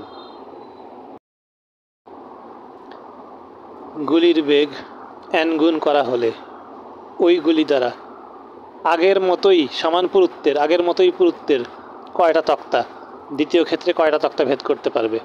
আগে যদি গুলির বেগ থাকতো n, ওই গুলির বেগ যদি বৃদ্ধি করা হয়, গুলির বেগ যদি n গুণ করা হয়, গুলির বেগ যদি n গুণ করা হয়, তাহলে নতুন ক্ষেত্রে তক্তা ভেদ করতে পারবে, মানে ভেদকৃত তক্তার সংখ্যা ইকুয়াল টু n স্কোয়ার। তক্তাগুলি আগের মতোই হইতে হবে, আগের পুরুত্বের। কোনো বস্তু তার অবস্থানের জন্য যে শক্তি অর্জন করে তাকে বলা হয় স্থিতি বা বিভব শক্তি। এর আরেকটা সংজ্ঞা আছে, বস্তু স্থিত, মানে একটা বস্তুর ভিতরে যেসব কণা থাকে সেই কণাসমূহের পারস্পরিক অবস্থান পরিবর্তনের জন্য বস্তু যে শক্তি অর্জন করে। তার মানে একটা হইল অবস্থানের জন্য, আরেকটা হইল পারস্পরিক অবস্থান পরিবর্তনের জন্য। কার পারস্পরিক অবস্থান পরিবর্তন হবে? বস্তু স্থিত কণার। স্প্রিং থাকে দুইটা যন্ত্রে, খেলনা মোটর গাড়িতে স্প্রিং থাকে আর হাত ঘড়িতেও স্থিতিস্থাপক স্প্রিং থাকে। স্প্রিংয়ে দম দেওয়া মানে কি? আমরা খেলনা গাড়ির ক্ষেত্রে চিন্তা করব, গাড়িটা সামনের থেকে পিছন দিকে টান দিতাম, এই টান দেওয়াটা মানে দম দেওয়া। এই টান দিলে বা দম দিলে কি হয়? পরে গাড়িটা রাইখে দিলে সাঁই করে সামনে চলে যায়। এই সাঁই করে সামনের দিকে চলে যায় কিভাবে? সংকুচিত স্প্রিং প্রসারিত হওয়ার মাধ্যমে। তার মানে কি, স্প্রিংয়ে দম দিলে বা সামনের থেকে পিছনের দিকে টান দিলে খেলনা গাড়ির ভিতরে স্প্রিংটা সংকুচিত হয় মানে বিভব শক্তি জমা হয়, তারপরে সে সামনের দিকে চলে যায়। তার মানে বিভব শক্তি গতিশক্তিতে রূপান্তরিত হয়। আবার হাত ঘড়ির স্প্রিংয়ে ঘড়ির চাকা যুক্ত থাকে স্থিতিস্থাপক স্প্রিংয়ের সাথে, দম দিলে স্প্রিং ছোট হয়, আর ঘড়ির কাঁটাটা কতক্ষণ ঘুরতে থাকে? যতক্ষণ না পর্যন্ত দম দেওয়া স্প্রিং মানে সংকুচিত স্প্রিংটা আবার পূর্বের স্বাভাবিক অবস্থায় ফিরে না আসে। পাহাড়ের চূড়ার বরফে যেহেতু অনেক উচ্চতায়, তার মানে বিভব শক্তি থাকে। উচ্চে অবস্থিত পানিতে আকাশের মেঘের অবস্থান পরিবর্তনের জন্য স্থিতিস্থাপক শক্তি বা বিভব শক্তি সঞ্চিত থাকে এইসব বস্তুর ভিতরে। একটু আগে দেখলাম যে স্থিতিস্থাপক শক্তি লাভ করে অবস্থান পরিবর্তনের জন্য। আবার মনে রাখতে হবে, কোনো একটা বস্তুর আকার পরিবর্তনের জন্যও সে স্থিতিস্থাপক শক্তি লাভ করে। আকার পরিবর্তন, কার আকার পরিবর্তন? ধনুকের ছিলা, মানে ধনুকের যে টান দিয়ে তীর মারে, ওই ধনুকের শিলাকে টান দিলে আকার পরিবর্তন হয়, বিভব শক্তি জমা হয়। ধাতব পাতকে বাঁকালে আকার পরিবর্তন হয়, শক্তি জমা হয়। আর রাবারের প্রসারণ আর ধনুকের শিলার প্রসারণ প্রায় একই রকম। এই তিনটাকে মনে রাখবো কেমনে? স্প্রিংয়ের সংকোচন বিভব শক্তি জমা হয়, এই জন্য এদের প্রসারণ করলে বা বাঁকাইলে বিভব শক্তি জমা হয়, আকার পরিবর্তন করলে বিভব শক্তি জমা হয়। সবসময়ই গতিশক্তি বাড়লে কোন শক্তি কমে? স্থিতিশক্তি কমে, কারণ দুইটা মিললে একসাথে ধ্রুবক। এই জন্য সূর্যের চারদিকে আবর্তনকালে গ্রহগুলোর মোট শক্তি সবসময় ধ্রুব থাকে বা স্থির থাকে। প্রতিটি গ্রহ, প্রত্যেকটা শুধু একটা না, শুধু পৃথিবী না, সব গ্রহই সূর্যকে ড্যাশ এ রেখে ঘুরে, উপবৃত্তের ফোকাসে রেখে। কোন পথে ঘুরে? উপবৃত্তাকার পথে সূর্যকে প্রদক্ষিণ করে। মানে প্রত্যেকটা গ্রহের কক্ষপথই উপবৃত্তাকার, আর সূর্যটা থাকে কই? উপবৃত্তের ফোকাসে। তার মানে একবার ফোকাস তো একটা কোণার দিকে, একবার দূরত্ব বৃদ্ধি পায়, একবার দূরত্ব হ্রাস পায়। যখন কাছাকাছি আসে তখন সাঁই চলে যায়, তখন গতিশক্তি বাড়ে, বিভব শক্তি কমে। আর যখন সূর্য থেকে দূরে থাকে তখন উল্টাটা হয়। বিভব শক্তি কত প্রকার? বিভব তিনটা ওয়ার্ড, দুঃখিত, তিনটা বর্ণ, তিন প্রকার। অভিকর্ষীয় বিভব শক্তি, স্থিতিস্থাপক বিভব শক্তি স্প্রিং এরটা, আর তড়িৎ বিভব শক্তি। অভিকর্ষীয় বিভব শক্তির সূত্র ইপি = mgh, বোঝাই যায় কোনো বস্তুকে উপর নিচে নামাইলেই অভিকর্ষীয় বিভব শক্তি কার্যকর হয়। অভিকর্ষীয় বিভব শক্তির পরিবর্তন হয়, মানে এক এক সময় অভিকর্ষীয় বিভব শক্তিটা চেঞ্জ হয়। কিসের কারণে? প্রসঙ্গ তল বা প্রমাণতল এর কারণে।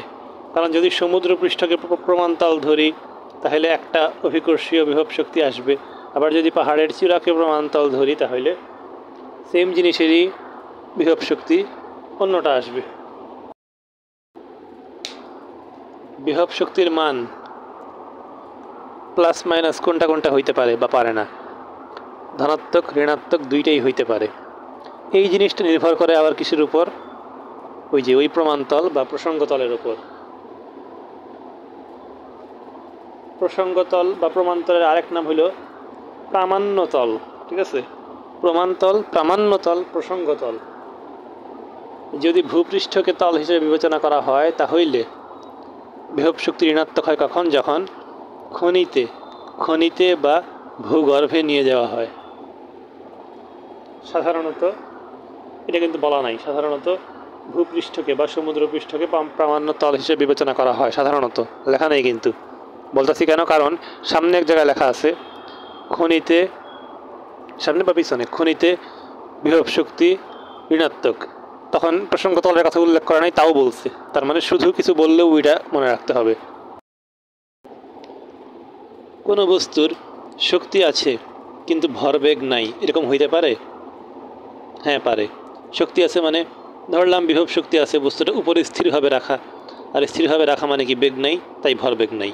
কিন্তু যদি কোনো বস্তুর ভরবেগ থাকে তার মানে কি বেগ অবশ্যই আছে, আর বেগ অবশ্যই আছে মানে কি শক্তি অবশ্যই আছে, যান্ত্রিক শক্তি 12 mv² অবশ্যই আছে। তার মানে ভরবেগ থাকলেই শক্তি থাকবে, ভরবেগ আছে কিন্তু শক্তি নেই, এরকমটা হইতে পারে না। স্টেটমেন্ট: পড়ন্ত বস্তুর নির্দিষ্ট দূরত্ব অতিক্রমে গতিশক্তি যতটুকু বৃদ্ধি পায় বিভব শক্তি ততটুকু হ্রাস পায়। গতিশক্তি বৃদ্ধি যতটুক, বিভব শক্তি হ্রাস ততটুক।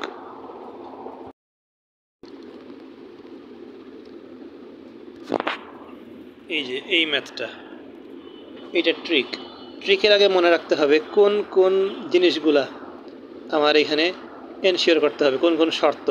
শর্ত নাম্বার 1, যেই উচ্চতা দেওয়া থাকবে সেইটা ভূমি থেকে হইতে হবে। ভূমি থেকে এত মিটার উচ্চতায় গতিশক্তি বিভব শক্তির এত গুণ, এই লাইনটা থাকতে হবে। এই দুইটা জিনিসের উল্টাটা হইতে পারবে না। ভূমি থেকে এত মিটার উচ্চতায় একটা শর্ত, গতিশক্তি বিভব শক্তির এত গুণ, তার মানে ইপি ইকুয়াল টু এন গুণ ইকে এমনি থাকতে হবে। গতিশক্তি বিভব শক্তির এত গুণ এমনি থাকতে হবে, ঠিক আছে। আর ভূমি থেকে এত মিটার উচ্চতা, তাহলে সূত্রটা হবে কত উচ্চতা থেকে বস্তুটি ফেলা হয়েছিল, এইটাকে যদি মানে নির্ণয় উচ্চতা, কত উচ্চতা থেকে বস্তুটি ফেলা হয়েছিল এটাকে এইচ ধরি, সেই এইচ ইকুয়াল টু এক্স মানে ভূমি থেকে উচ্চতা গুণ এন প্লাস ওয়ান। এন হইল গতিশক্তি বিভব শক্তির এন গুণ।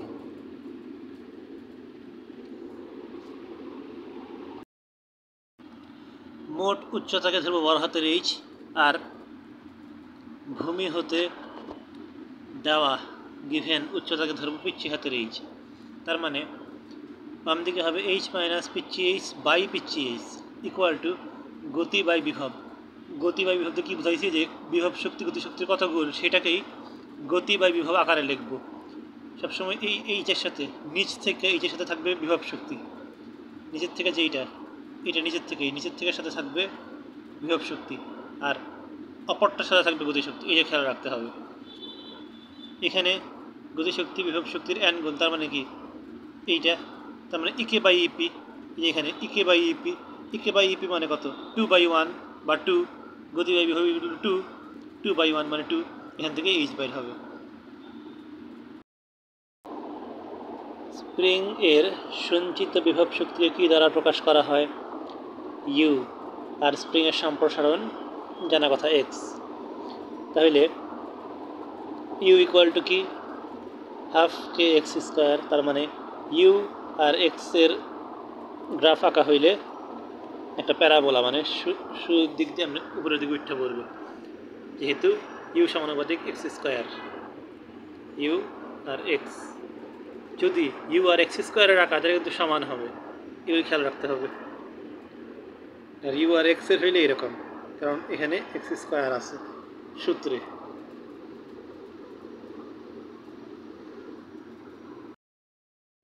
এই যে 390 পৃষ্ঠায় সমস্যা সমাধান ক্ষেত্রে এই জায়গায় প্রসঙ্গ তলই ধরছে ভূপৃষ্ঠ, তলটা উল্লেখ না করেই বলছে ভূপৃষ্ঠের যে কোনো বিন্দুতে স্থিতিশক্তি ধনাত্মক মানে বিভব শক্তি, আর খনির ভিতরে অবস্থিত বস্তুর স্থিতিশক্তি ঋণাত্মক। তার মানে mgh এর এইচেরও সংখ্যা রেখার মতো, ভূপৃষ্ঠে 0, উপরে গেলে প্লাস, নিচে গেলে minus. E P equal to mgh, তার মানে ইপি সমানুপাতিক এইচ, তার মানে গ্রাফ হবে মূল বিন্দুগামী সরল রেখা। একটা কঠিন প্রশ্ন, বস্তুর স্থিতিশক্তি বা বিভব শক্তি কখন শূন্য হয়? অপশনে থাকলেও বস্তু ভূপৃষ্ঠে আছে এই অবস্থায়, চিন্তা করতে পারি mgh এইচ 0, তার মানে পুরোটাই 0, এই চিন্তা করা যাবে না, কারণ বইয়ে একটি বস্তুর স্থিতিশক্তি বিভবটাও কিন্তু উল্লেখ নেই। স্থিতিশক্তি কখন শূন্য হয় এইটার একটা সুন্দর ব্যাখ্যা দেওয়া আছে। উদাহরণ মনে রাখবো আমরা, স্প্রিং উদাহরণ দেয় নাই, স্প্রিং দিয়ে আমরা এই জিনিসটা মনে রাখবো। কী বলা হয়েছে, কোনো বস্তুকে প্রমাণ অবস্থা থেকে বা কোনো বস্তুর প্রমাণ আকৃতি থেকে, স্প্রিংয়ের ক্ষেত্রে আকৃতি থেকে অবস্থা হইতে পারে, আকৃতি থেকে অন্য অবস্থায় নিয়ে যাওয়ার সময়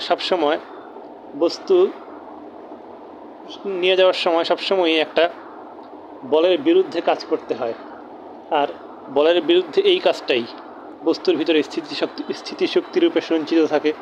স্প্রিংয়ের ক্ষেত্রে যা হয়, স্প্রিংকে টান দিলে স্প্রিংয়ের প্রত্যয়নী বলের বিরুদ্ধে কাজ করতে হয়, আর এই জন্য স্প্রিংয়ের ভিতরে একটা সঞ্চিত শক্তির উদ্ভব ঘটে। এইবার আমি বাহ্যিক বল প্রয়োগ করা ছেড়ে দিলাম, তাহলে বস্তুটি তার প্রমাণ অবস্থায় বা আকৃতিতে ফিরে আসতে চেষ্টা করে। এই ফিরে আসার সময় বস্তুটা নিজে কাজ করে, এই নিজে কাজ করার শক্তিটা পায় কই থেকে, বিভব শক্তি বা স্থিতিশক্তির থেকে সঞ্চিত। আর যখন বস্তুটা প্রায় কাজ শেষ করে ফেলায়, মানে একদম নির্দিষ্ট আকার বা আকৃতিতে ফিরে আসে, তখন বস্তুর স্থিতিশক্তি 0 হয়ে যায়, আর কাজ করে না, আর কাজ করতে হয়ও না। এটা কিন্তু অভিকর্ষীয় স্থিতিশক্তি না, অভিকর্ষীয় স্থিতিশক্তি শুধুমাত্র স্টেটমেন্ট, অভিকর্ষীয় স্থিতিশক্তি শুধুমাত্র এইচ এর উপর নির্ভর করে, পথের উপর নির্ভর করে না। আমরা 50 মিটার উচ্চতায় একটা বস্তুকে সোজা নিয়ে গেলাম, তাও তার এমজিএস যা হবে। আমরা 50 মিটার উচ্চতায় একটা বস্তুকে ঘোরায়া টুরায়া আকাশে বাতাসে উড়ায়া 50 মিটার উচ্চতায় রাখলাম, তাও তার স্থিতিশক্তি মানে অভিকর্ষীয় স্থিতিশক্তি একই হবে। আনত তলের একটা চিত্র তো মনে রাখতেই হয়। এটা হলো থিটা, এমজি সর্বদা সোজা নিচ বরাবর। এইটা থিটা হইলে এইটা কস থিটা, আমরা সবসময় মনে রাখবো। এইটা আমরা থিটা ধরি আর এইটা কস, এটা হলো থিটা। এটা থিটা হইলে এইটা থিটা, এইটা আর এইটা আর ডান দিকেরটা, বাম দিকেরটা না। আর উপরেরটা থাকলে এইটাকে ধর 90 মাইনাস থিটা ধরবো, ঠিক আছে। এইটা কত, এটা বাইর করে নিব, বিয়োগ দিয়ে এইটা লিখবো, এইটা দেখার সাথে এইটা লিখবো। আর কস থিটা এইটা, সাইন থিটা এইটা। আর কোন দিকে, আর হইলো আনত তলের লম্বা বরাবর এই দিকে।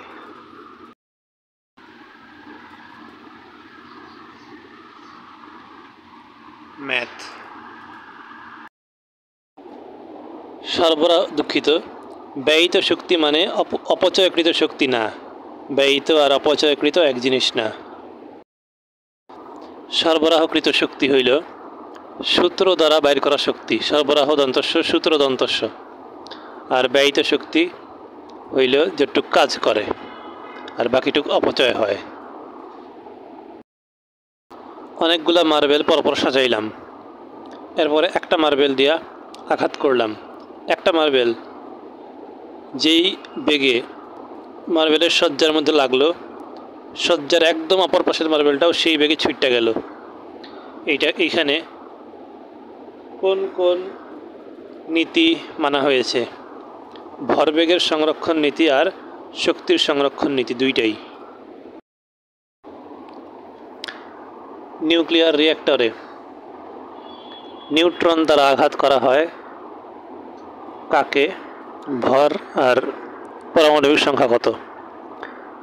ভর হলো 235, টুপ টু প দিয়ে হলো 35 টুপ, আর বিরা হলো বিরানি।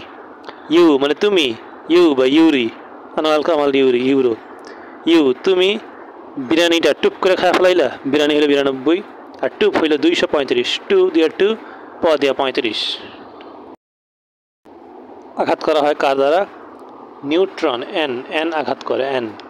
কোন বিক্রিয়া ঘটানো হয়? ফিশন মানে ভাঙন বিক্রিয়া, ফিউশন মানে যুক্ত করা, ফিউশন যুক্ত করা, আর ফিশন মানে ভাঙন ছোটটা। উৎপন্ন হয় কি এই বিক্রিয়ায়? প্রচুর প্রচুর তাপশক্তি উৎপন্ন হয়। এরপরে এই তাপকে কাজে লাগিয়ে কি শক্তি উৎপন্ন করা হয়? এই তাপকে কাজে লাগিয়ে টারবাইন ঘুরিয়ে বিদ্যুৎ শক্তি উৎপাদন করা হয়। মানে নিউক্লিয়ার রিঅ্যাক্টর বানানো হয় তাপশক্তি থেকে বিদ্যুৎ শক্তি উৎপাদনের জন্য। শক্তির নিত্যতার আরেক বাংলা নাম শক্তির অবিনশ্বরতা। ইংরেজিটা মুখস্থ করতে হবে। Conservation of energy, conservation conserve করা, সংরক্ষণ, কনজারভেশন। যান্ত্রিক শক্তির সংরক্ষণ নীতি কোনটা? যান্ত্রিক শক্তির সংরক্ষণ মানে ওই যে স্থিতিশক্তি ও গতিশক্তির যোগফল, মানে মোট যান্ত্রিক শক্তি সবসময় ধ্রুব থাকে, এইটাই যান্ত্রিক শক্তির সংরক্ষণ নীতি।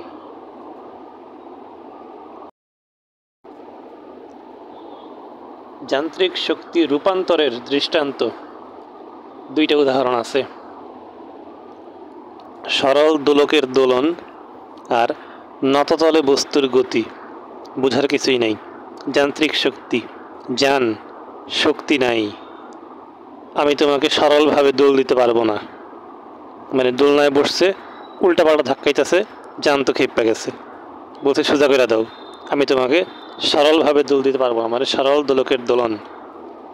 আর আমি তোমার কাছে নত হইলাম, বা আমি না, তারপর জান বলছে যে দাঁড়ায় দাঁড়ায় না পারলে বৈশা মানে নত হয়ে দাও, নত হয়ে ধাক্কা দাও, তাহলে সোজা হয়ে যাবে, শক্তি বেশি পাবা, সোজা করে সরল দোলন দিতে পারবা। গ্যাস বেলুনের শক্তি সংরক্ষণ। গ্যাস বেলুনে কি শক্তি সংরক্ষিত থাকে? হ্যাঁ থাকে। আমরা জানতাম গতিশক্তি বাড়লে স্থিতিশক্তি কমে, এটাই শক্তি সংরক্ষণ, দুইটা মিলা সমান থাকে। কিন্তু গ্যাস বেলুনে উপর দিকে ওঠার সময় বিভব শক্তিও বাড়ে, আবার গতিশক্তিও বাড়ে। তাও সংরক্ষিত থাকে, হ্যাঁ তাও থাকে। কারণ কি, ঊর্ধ্বগামী কোনো বস্তুর উপর অভিকর্ষ বল ছাড়া অন্য কোনো বাহ্যিক বল বা অন্য কোনো বল ক্রিয়াশীল হইলে শক্তির সংরক্ষণ সূত্র প্রযোজ্য হয় না।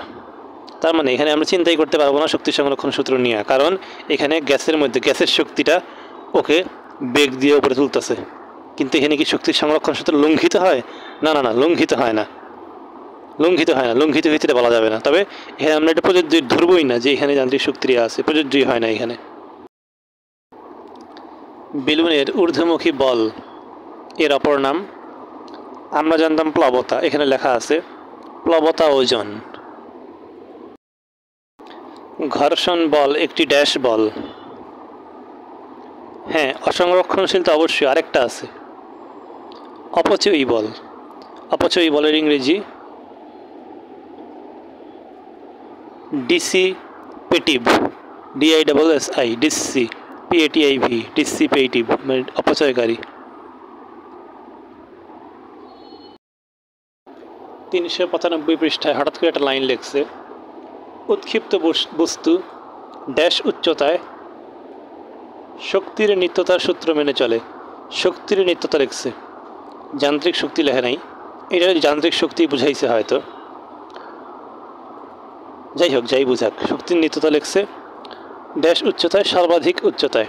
কারণ যান্ত্রিক শক্তির নিত্যতা কিন্তু প্রত্যেকটা পয়েন্টেই বজায় থাকে, যান্ত্রিক শক্তির নিত্যতা সবখানেই থাকে। কিন্তু এখানে লিখছে শক্তির নিত্যতা সর্বাধিক উচ্চতায় শক্তির নিত্যতার সূত্র মেনে চলে।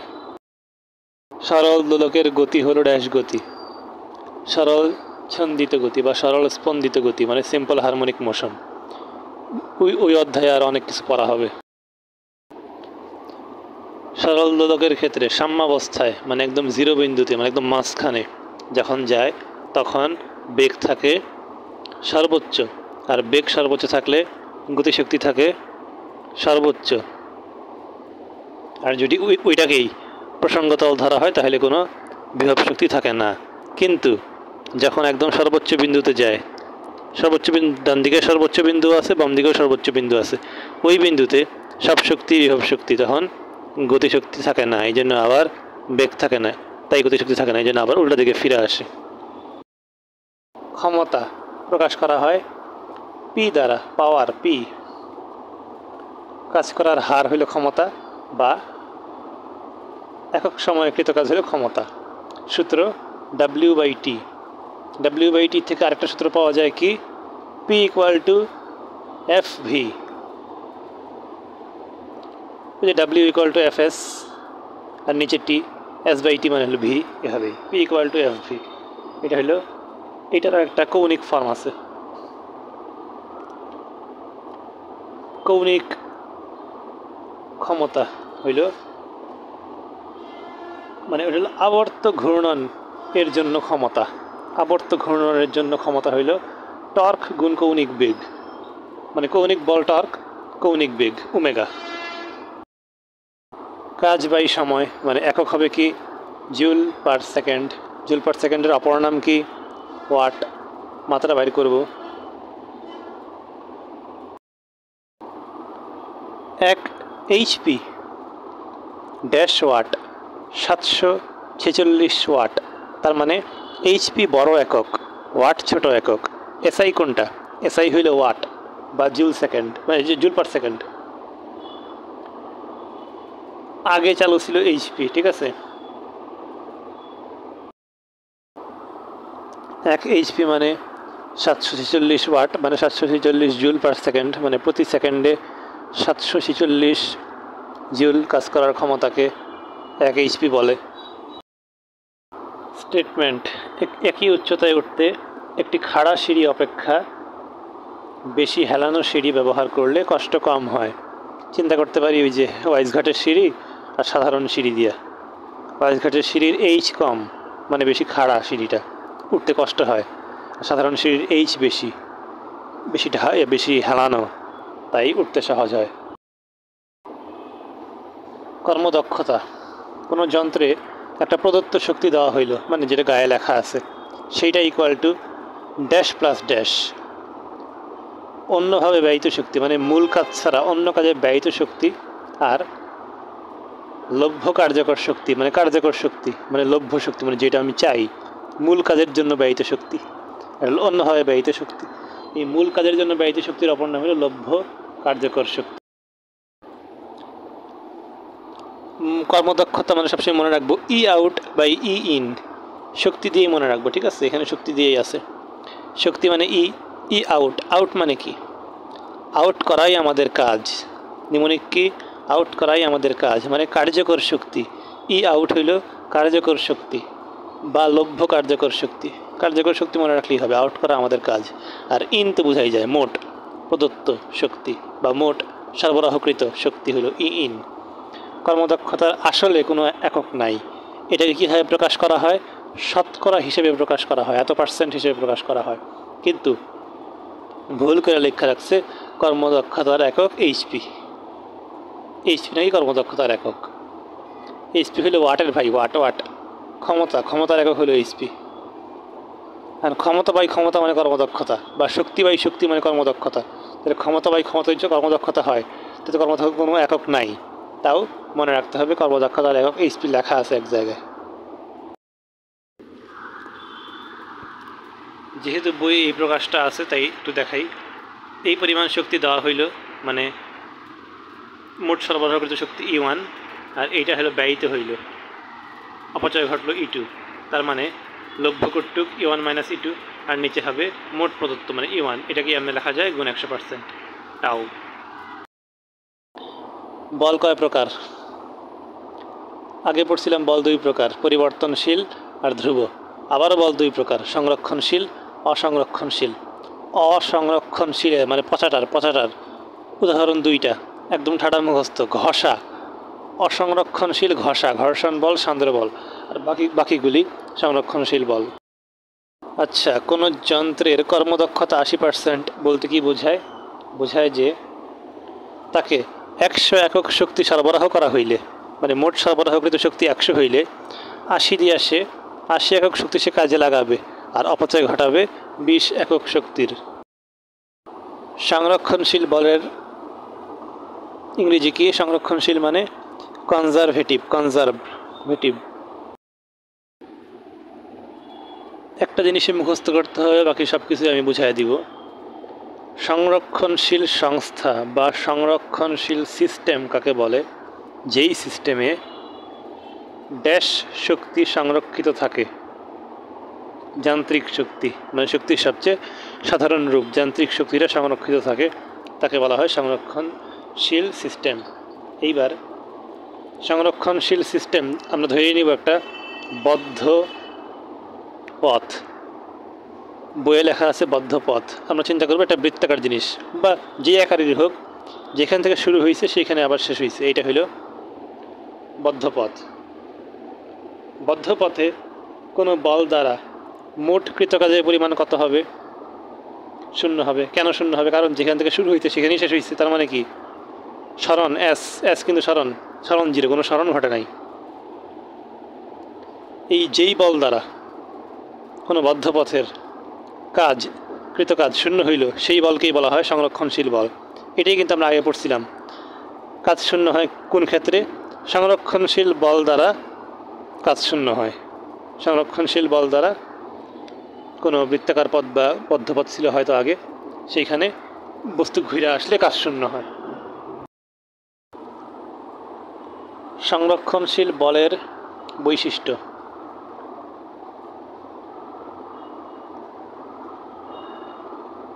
সংরক্ষণশীল বল দ্বারা একটা বস্তুকে এক স্থান থেকে অন্য স্থানে নিয়ে গেলে পথ কি এটা কোনো ম্যাটার করে না। ম্যাটার করে কি? আদি অবস্থান আর চূড়ান্ত অবস্থান। আর ম্যাটার করে মানে কি? সংরক্ষণশীল বল কি চায়? আদি অবস্থান আর শেষ অবস্থানটা একই হোক, মানে শুধু অবস্থানের ওপর নির্ভর করে। কোন কোন অবস্থান? আদি আর চূড়ান্ত অবস্থান। আদি আর চূড়ান্ত অবস্থান এক হইলে কি হয়? পূর্ণচক্রে মোট কাজ 0 হয়। পূর্ণচক্রে মোট কাজ 0 হয় মানে কি? কাজ সম্পূর্ণরূপে পুনরুদ্ধার করা যায়। যেই কাজটা শূন্য সেই কাজটা সম্পূর্ণরূপে পুনরুদ্ধার করা যাবেই। আমি কাউকে 0 টাকা ধার দিলাম, তাহলে আমি তার কাছ থেকে সম্পূর্ণ ধার পুনরুদ্ধার করতে পারবো, কারণ টাকা ধার দিছি 0 টাকা পুনরুদ্ধার করে নিব। আজব জিনিস। পূর্ণচক্রে মোট কাজ 0 মানে কাজ সংকৃত কাজ সম্পূর্ণরূপে পুনরুদ্ধার করা যায়। আচ্ছা, ভালো ব্যাখ্যা থাকতে পারে, নিয়মিক দিয়ে মুখস্থ করলাম। আর সংরক্ষণশীল বলের ক্রিয়ায় ড্যাশ শক্তির নিত্যতা সূত্র পালিত হয়, একটু আগে পড়ছি, যান্ত্রিক শক্তির নিত্যতা। আরেকটা কথা জিনিস আছে, সংরক্ষণশীল বল স্থিতিশক্তির মানে ইউ দিয়া প্রকাশ করছে স্থিতিশক্তির ঋণাত্মক নতিমাত্রার সমান। নতিমাত্রা দিয়ে বোঝাইছে ডিফারেন্সিয়েশন। সংরক্ষণশীল বল লেখছে এফ দিয়া, F equal to minus DDR by DDR of U, মানে ডিইউ অফ ডিআর, আরের সাপেক্ষে মানে দূরত্ব সাপেক্ষে করছে হয়তো। সংরক্ষণশীল বল এফ স্থিতিশক্তির ঋণাত্মক নতিমাত্রার সমান মানে মাইনাস ডিইউ বাই ডিআর। অসংরক্ষণশীল বলের তো 2টা উদাহরণ পড়ি। সংরক্ষণশীলের প্রভব 2 দ্বিগুণে 4টা। এর মধ্যে 2টা হইল মহাকর্ষ বল, অভিকর্ষ বল, এই 2টাই সংরক্ষণশীল বল। তার সাথে 2টা হইল বৈদ্যুতিক বল আর স্প্রিং, আদর্শ স্প্রিংয়ের বিকৃতি প্রতিরোধী বল, মানে বিকৃতির প্রতিরোধে যেই বলটা উদ্ভূত হয় সেইটা। মহাকর্ষ বল, অভিকর্ষ বল, বৈদ্যুতিক বল, আদর্শ স্প্রিংয়ের বিকৃতি প্রতিরোধী বল। বৈদ্যুতিক আর আদর্শ স্প্রিংয়ের বিকৃতি প্রতিরোধী, এই 2টা ভালো করে মনে রাখতে হবে। অসংরক্ষণশীল বল এক ধরনের ড্যাশ জনিত বল, বাধাজনিত বল। যে ঘর্ষণ বল আছে না, ঘর্ষণ বল, সান্দ্র বল সবই তো বাধাজনিত বল।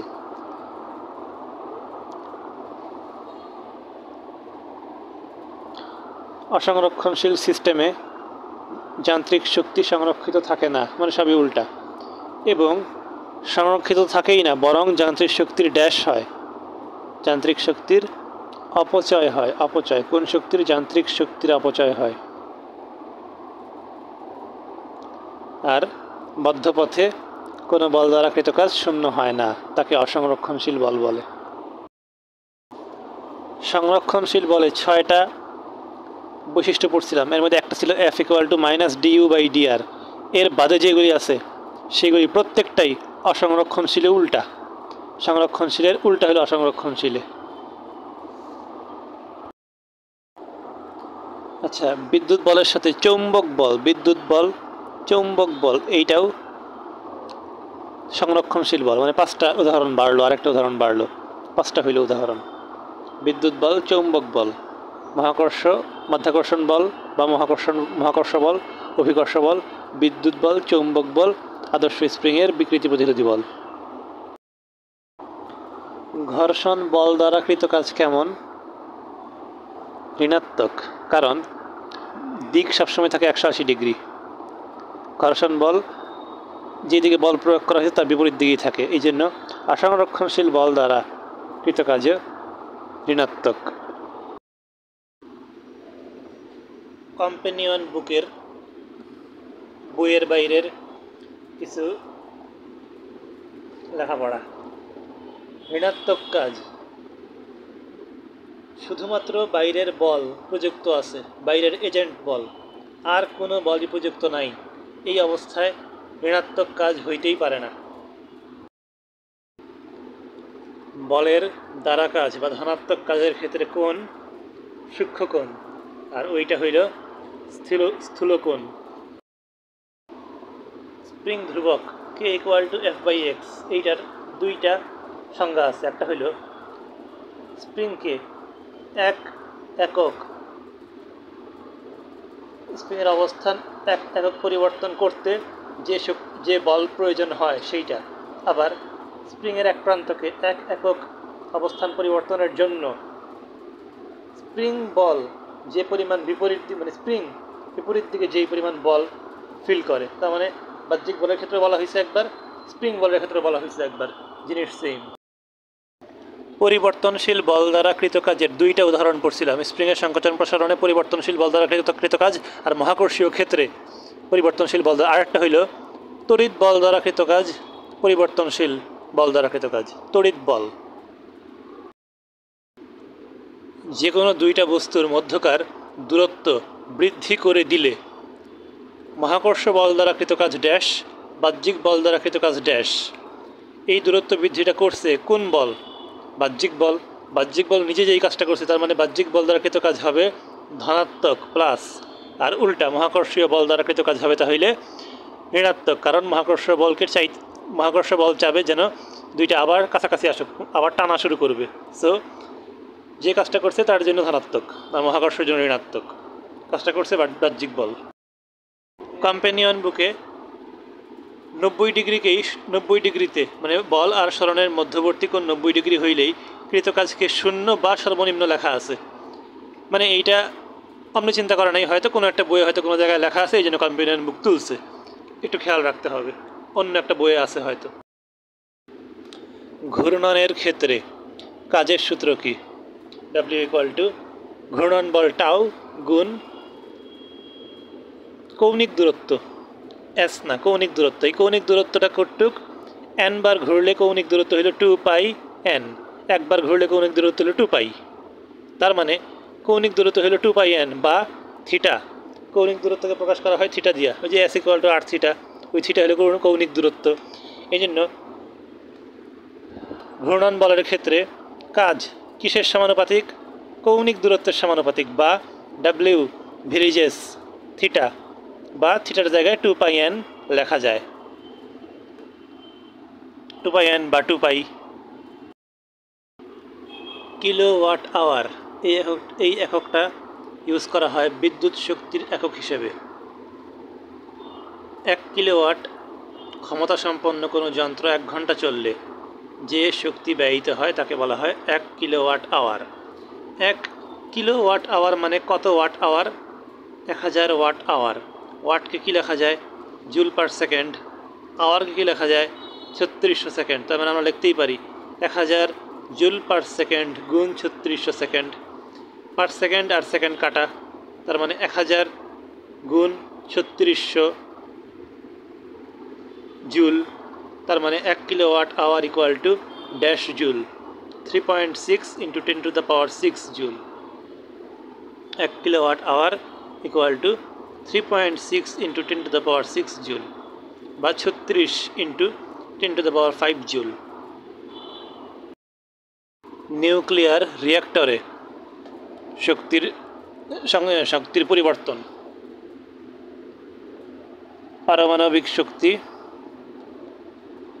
তাপ শক্তিতে, বিদ্যুতে না কিন্তু। যদিও আমরা জানি বিদ্যুৎ উৎপাদন করা হয়, তবে বিক্রিয়ায় উৎপন্ন হয় তাপ, ওই তাপ দিয়ে উৎপাদন করা হয় বিদ্যুৎ। ঠিক আছে, এই জন্য পারমাণবিক মানে চুল্লি, পারমাণবিক চুল্লিতে পারমাণবিক শক্তি তাপ শক্তিতে রূপান্তরিত হয়। তারপরে কোনো একটা বস্তু, পড়ন্ত বস্তু ভূমিতে আঘাত পায়া থাইমা গেল, যান্ত্রিক শক্তি তাপ শক্তিতে ড্রপ খাওয়ার পর একটা তাপ উৎপাদন হয়, আর উপর থেকে পড়তে পড়তে পড়তে পড়তে আসা বস্তুটা মুভিং বস্তু, আমরা যান্ত্রিক শক্তি ছিল। সৌর চুল্লিতে ভাত রান্না করলে শক্তির রূপান্তর। ভাত রান্না করতেছি কই? সৌর চুল্লিতে। তার মানে কি সৌরশক্তি কোনো একটা শক্তি হয়? না না না না না, এই ভুল করা যাবে না। আলোক শক্তি পরিণত হয় তাপ শক্তিতে। ভাত রান্নার সময় তাপ উৎপাদন হয়, আলোক শক্তি তাপ শক্তিতে পরিণত হয় সৌর চুল্লিতে ভাত রান্না করলে। কেউ করে না অবশ্য, এমনি একটা দিছে। আর পানির কোন শক্তিকে কাজে লাগিয়ে বিদ্যুৎ উৎপাদন করা হয়? স্থিতি আর বিভব দুইটাই থাকলে আমরা স্থিতি দিব, কারণ বিভবটা অভিকর্ষীয়র সাথে বেশি যায়, অন্য ক্ষেত্রে সবসময় স্থিতিটা যায়। শক্তির রূপ কয়টি? 9টি। নিমোনিক, শক্তি নাই রে শক্তি নাই। কোনো বস্তুর ভর আর বেগ দুইটাই দ্বিগুণ করা হইল, তাহলে গতিশক্তি পূর্বের থেকে কত বৃদ্ধি পায়? পূর্বের কত গুণ হয়? 8 গুণ। বৃদ্ধি করা হইল কি কি? ভর আর বেগ। আর জানতে চাওয়া হইল কি? গতিশক্তি পূর্বের কত গুণ হয়? 8 গুণ, 8 8 8। কোনটির রৈখিক এবং আবর্ত দুই ধরনের ঘূর্ণন গতি আছে। বইয়ে উদাহরণে ফুটবলের কথা আছে, এই জায়গায় ফুটবলের নামটা উল্লেখ করা আছে, কিন্তু গড়িয়ে যাওয়া পাথরের নামটা উল্লেখ করা নাই। গড়িয়ে যাওয়া পাথরও কিন্তু অনেকটা ওইরকমই, তবে পাথরটা উঁচা নিচা তো এই জন্য নাও হইতে পারে, তবে মনে রাখতে হবে বইয়ে ফুটবলের নাম আছে, ফুটবলই হবে। উদাহরণে গড়িয়ে যাওয়া পাথরও থাকতে পারে। স্থিতিশক্তির তিনটা প্রকার মনে রাখতে পারি। অস্থিত দিয়া, স্থিতিশক্তি মানে কি? অবস্থানের পরিবর্তন হয়। অবস্থানের পরিবর্তন হয় মানে কি? সে স্থিত থাকে, মানে এক জায়গায় সবসময় থাকে, থাকে না। অস্থিত। অদিয়া অভিকর্ষীয়, স্থিতি স্থিতিস্থাপক বা স্প্রিং একটা, আর ত দিয়া হলো তড়িৎ।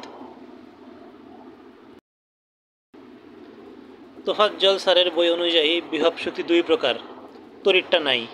তোফাজ্জল দুইটা জ আছে, এই জন্য মনে রাখতে পারি বিভব শক্তি দুই প্রকার। দুই প্রকার হবে আর তিন প্রকার হবে, একটা বই অনুযায়ী দুই প্রকার, ব্যাপার না। আর বস্তু সবসময় কোন অবস্থানে থাকতে চায়? সর্বনিম্ন বিভব শক্তি অবস্থানে থাকতে চায়। স্প্রিং এর সঞ্চিত বিভব শক্তিকে প্রকাশ করা হয় ইউ দ্বারা। F = kx, এই সূত্রের নাম কি? হুকের সূত্র। হুক হুক স্প্রিং এর হুক দিয়ে ঝুলায় না, এমনি মনে রাখবো। স্প্রিং এর F = kx-টা হুকের সূত্র, আর কে হইল স্প্রিং ধ্রুবক বা বল ধ্রুবক। এইটা ইটসেলফ একটা ড্যাশ রাশি, ধনাত্মক রাশি, এটা কোনদিন মাইনাস হয় না। আর F = -kx, এটা হলো মূল, -kx দিয়ে মূল প্রকাশ। এই মাইনাস দিয়ে কি বোঝায়? মাইনাস দিয়ে বোঝায় স্প্রিংয়ের প্রত্যয়নী বল সর্বদা সরণের বিপরীত দিকে, বা স্প্রিং কর্তৃক প্রযুক্ত বল। স্প্রিং যেই বলটা দেয় সেটা এক্সের বিপরীত দিকে। আরেকটা জিনিস মনে রাখতে হবে, স্প্রিং ধ্রুবকের মান মানে কে এর মান স্প্রিংয়ের দৈর্ঘ্যের ব্যস্তানুপাতিক। কার দৈর্ঘ্য? স্প্রিংয়ের দৈর্ঘ্য। স্প্রিংয়ের দৈর্ঘ্য। এক্স কিন্তু স্প্রিংয়ের দৈর্ঘ্য না, এক্স হলো স্প্রিংয়ের মুক্ত প্রান্তের সরণ। তা আমরা মনে রাখবো কীভাবে? F = kx হলে k = f/x, উপরে f থাকে, নিচে x থাকে। x হলো মুক্ত প্রান্তের সরণ, একটা দৈর্ঘ্য, তো এই দৈর্ঘ্যের সাথে আমরা কোরিলেট করব স্প্রিংয়ের দৈর্ঘ্যের, তার মানে k হইল স্প্রিংয়ের দৈর্ঘ্যের ব্যস্তানুপাতিক। অভিকর্ষীয় বিভব শক্তির ক্ষেত্রে g এর একক কি? এই যে এখানে প্রথমে লিখছি W = mgh, প্রথমটা। এবারে g = কি? W/mh। এই g = W/mh। W এর একক কি? জুল। জুল মানে নিউটন মিটার, আর নিচে হবে m এর জন্য কেজি, এইচ এর জন্য মিটার, তার মানে নিউটন পার কেজি হবে অভিকর্ষীয় ক্ষেত্রে, অভিকর্ষীয় বিভব শক্তির ক্ষেত্রে g বা অভিকর্ষীয় ত্বরণের একক সাধারণত হইল মিটার/সেকেন্ড স্কয়ার। শক্তির নিত্যতা মেনে চলে। উৎক্ষিপ্ত বস্তু সর্বোচ্চ উচ্চতায় শক্তির নিত্যতা মেনে চলে। ঝামেলা লাগছিল না? কোন শক্তি বলে নাই? ওই ঝামেলার আরেকটা পারদ হইল দোলায়মান সরল দোলক শক্তির নিত্যতা মেনে চলে। এখন দুই বন্ধু হয়ে গেছে, দোলায়মান সরল দোলক আর উৎক্ষিপ্ত বস্তু সর্বাধিক উচ্চতায় শক্তির নিত্যতার সূত্র মেনে চলে। ক্ষমতা মানে পাওয়ার, P এর ব্যবহারিক একক কোনটি? কোনো সময় উল্লেখ করে নাই। ব্যবহারিক একক কোনটি? ব্যবহারিক একক হলো SI একক, ওয়াট। আগে হইতো HP, আর আধুনিককালে ওয়াটের চেয়ে বড় একটা ইউজ করা হয়, সেটা হইল মেগাওয়াট। মাগাওয়াট। অপচয়কৃত শক্তির আরেকটা নাম কি? অলভ্য শক্তি, মানে যে শক্তিটা পাওয়া যায় না, নষ্ট হয়ে যায়। অপচয়কৃত শক্তির সাথে কোনটি একটু সম্পর্কযুক্ত, মানে কোন জিনিসটা অপচয়কৃত শক্তির বর্ণনা করতে পারে? কর্মদক্ষতা, এমনি মনে রাখলেই হবে। আর শক্তির অপচয় প্রথমে কে লক্ষ্য করেন? কেলভিন, বিজ্ঞানী কেলভিন। কোনটির রূপান্তর হয় না? অধ্যায়টা কি? কাজ, শক্তি, ক্ষমতা, তিনটা জিনিস নিয়ে না। শক্তির রূপান্তর হয়, আর কাজ হলো শক্তির ভাই। কাজের অনেক ধরনের প্রকার আছে, এই বল দ্বারা কাজ, সেই বল দ্বারা কাজ, হ্যাঁ, ধনাত্মক কাজ, এই কাজ সেই কাজ। ওই দুটো রূপান্তর হয়, রূপান্তর হয় না কোনটা? ক্ষমতা। কাজ কয় প্রকার? দুই। বইয়ে কিন্তু বল দুইবার, বলকে দুই প্রকার লেখা আছে। একটা হলো পরিবর্তনশীল বল, ধ্রুব বল, আর একটা হলো সংরক্ষণশীল বল, অসংরক্ষণশীল বল। কিন্তু কাজ কত প্রকার লেখা নাই, তার মানে বল দুইটা বর্ণ দুই প্রকার, কাজ দুইটা বর্ণ দুই প্রকার, বল আবার দুইভাবে দুই প্রকার। কাজ, শক্তি এই দুইটার মাত্রা এক, একক এক। মাত্রাটা কি? ml square T inverse two, L এর উপরে স্কয়ার, টি এর উপরে ইনভার্স টু। আর কাজ শক্তির সেম। তারপর ক্ষমতা, ক্ষমতাটা কি? ml square T inverse 3। কাজের একক হইল জুল। এই জুলের দুই ভাই, এক ভাইয়ের নাম আর্গ, এক ভাইয়ের নাম ফুট পাউন্ডাল। ফুট পাউন্ডাল হইল কাজের একক। ফুট পাউন্ডাল কোন পদ্ধতিতে? ফুট আছে মানে এফপিএস পদ্ধতিতে, আর সিজিএস পদ্ধতিতে কাজের একক হইল joule. Joule, erg, foot poundal. কাজের আরেকটা একক হইল, কাজ বা শক্তির আরেকটা একক হইল ক্যালোরি। সবচেয়ে বড় হইল ক্যালোরি, তারপরে জুল, তারপরে আর্গ। আমরা এটা পড়বো না, আমরা এটা উল্টাটা পড়বো। এটা উল্টা করলে কি আসে? 1 জুল সমান 10⁻7 আর্গ। উল্টা করলে এটা আসে না? হ্যাঁ আসে। 1 জুল সমান 10⁻7 আর্গ। আবার তার মানে জুল বড় আর্গ ছোট। আবার 1 জুল সমান 4.2 ক্যালোরি, মানে ক্যালোরি বড়, জুল ছোট। ক্যালোরি সবচেয়ে বড়, তারপরে জুল, তারপরে আর্গ। এখন ফুট পাউন্ডাল। ফুট পাউন্ডালকে আর্গে প্রকাশ করতে হবে। 1 foot poundal equal to 4.2 into 10⁻5 erg. এইখানে জুল, 1 জুল সমান এত আর্গ প্রকাশ করছি সিজিএস এ, আর এখানে 1 ফুট পাউন্ডাল সমান কত আর্গ সেটা প্রকাশ করব। দুই জায়গায় কত আর্গ সেটা প্রকাশ করব। এখানে কিন্তু উল্টা লিখছে, এটা আমি চিন্তা করতেছি না। তাহলে ফুট পাউন্ডালের সাথে কার সম্পর্ক মুখস্থ করব? আর্গের। ফুট পাউন্ডাল শিমুল 42 4.2 10⁻5। আর এবার আছে অভিকর্ষীয় একক। আমরা অভিকর্ষীয় এসআই এককটা মুখস্থ করছিলাম কি? Kg metre, kg metre, kg metre. তাহলে সিজিএস এ কেজি হবে গ্রাম, মিটার হবে সেন্টিমিটার, তার মানে অভিকর্ষীয় একক গ্রাম সেন্টিমিটার।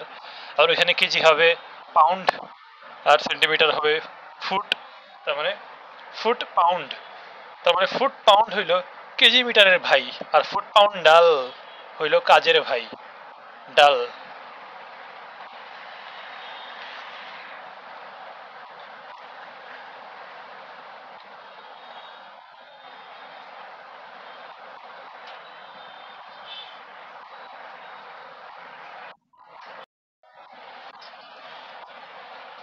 এমকেএস পদ্ধতিতে যেখানে লেখা কাজের অভিকর্ষীয় একক হইল কেজি মিটার বা কিলোগ্রাম মিটার।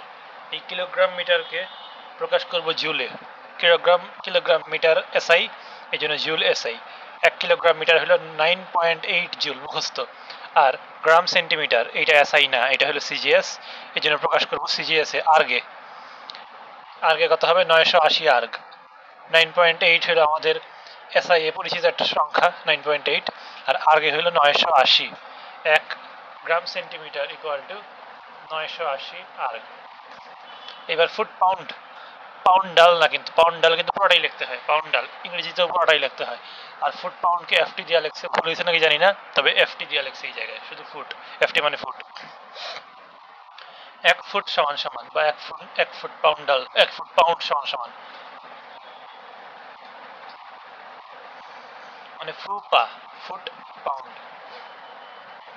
ফুফা মানে ফুফা আর কি, ফুফা। ফুফা শুধু বিজোড় সংখ্যা গণতে পারে, 1 3 5 বিজোড় সংখ্যা গণতে পারে, কিন্তু 6 আবার ঠিকই গণতে পারে।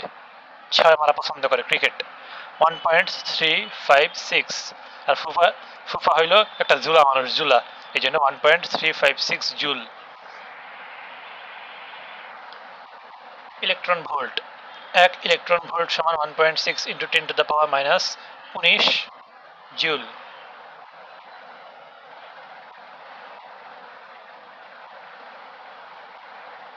এটা কিন্তু 1 জুল থেকে যায় নাই। 1 joule equal to 10⁻7 erg, 1 joule থেকে গেছে। 1 joule equal to 4.2 calorie, 1 joule থেকে গেছে।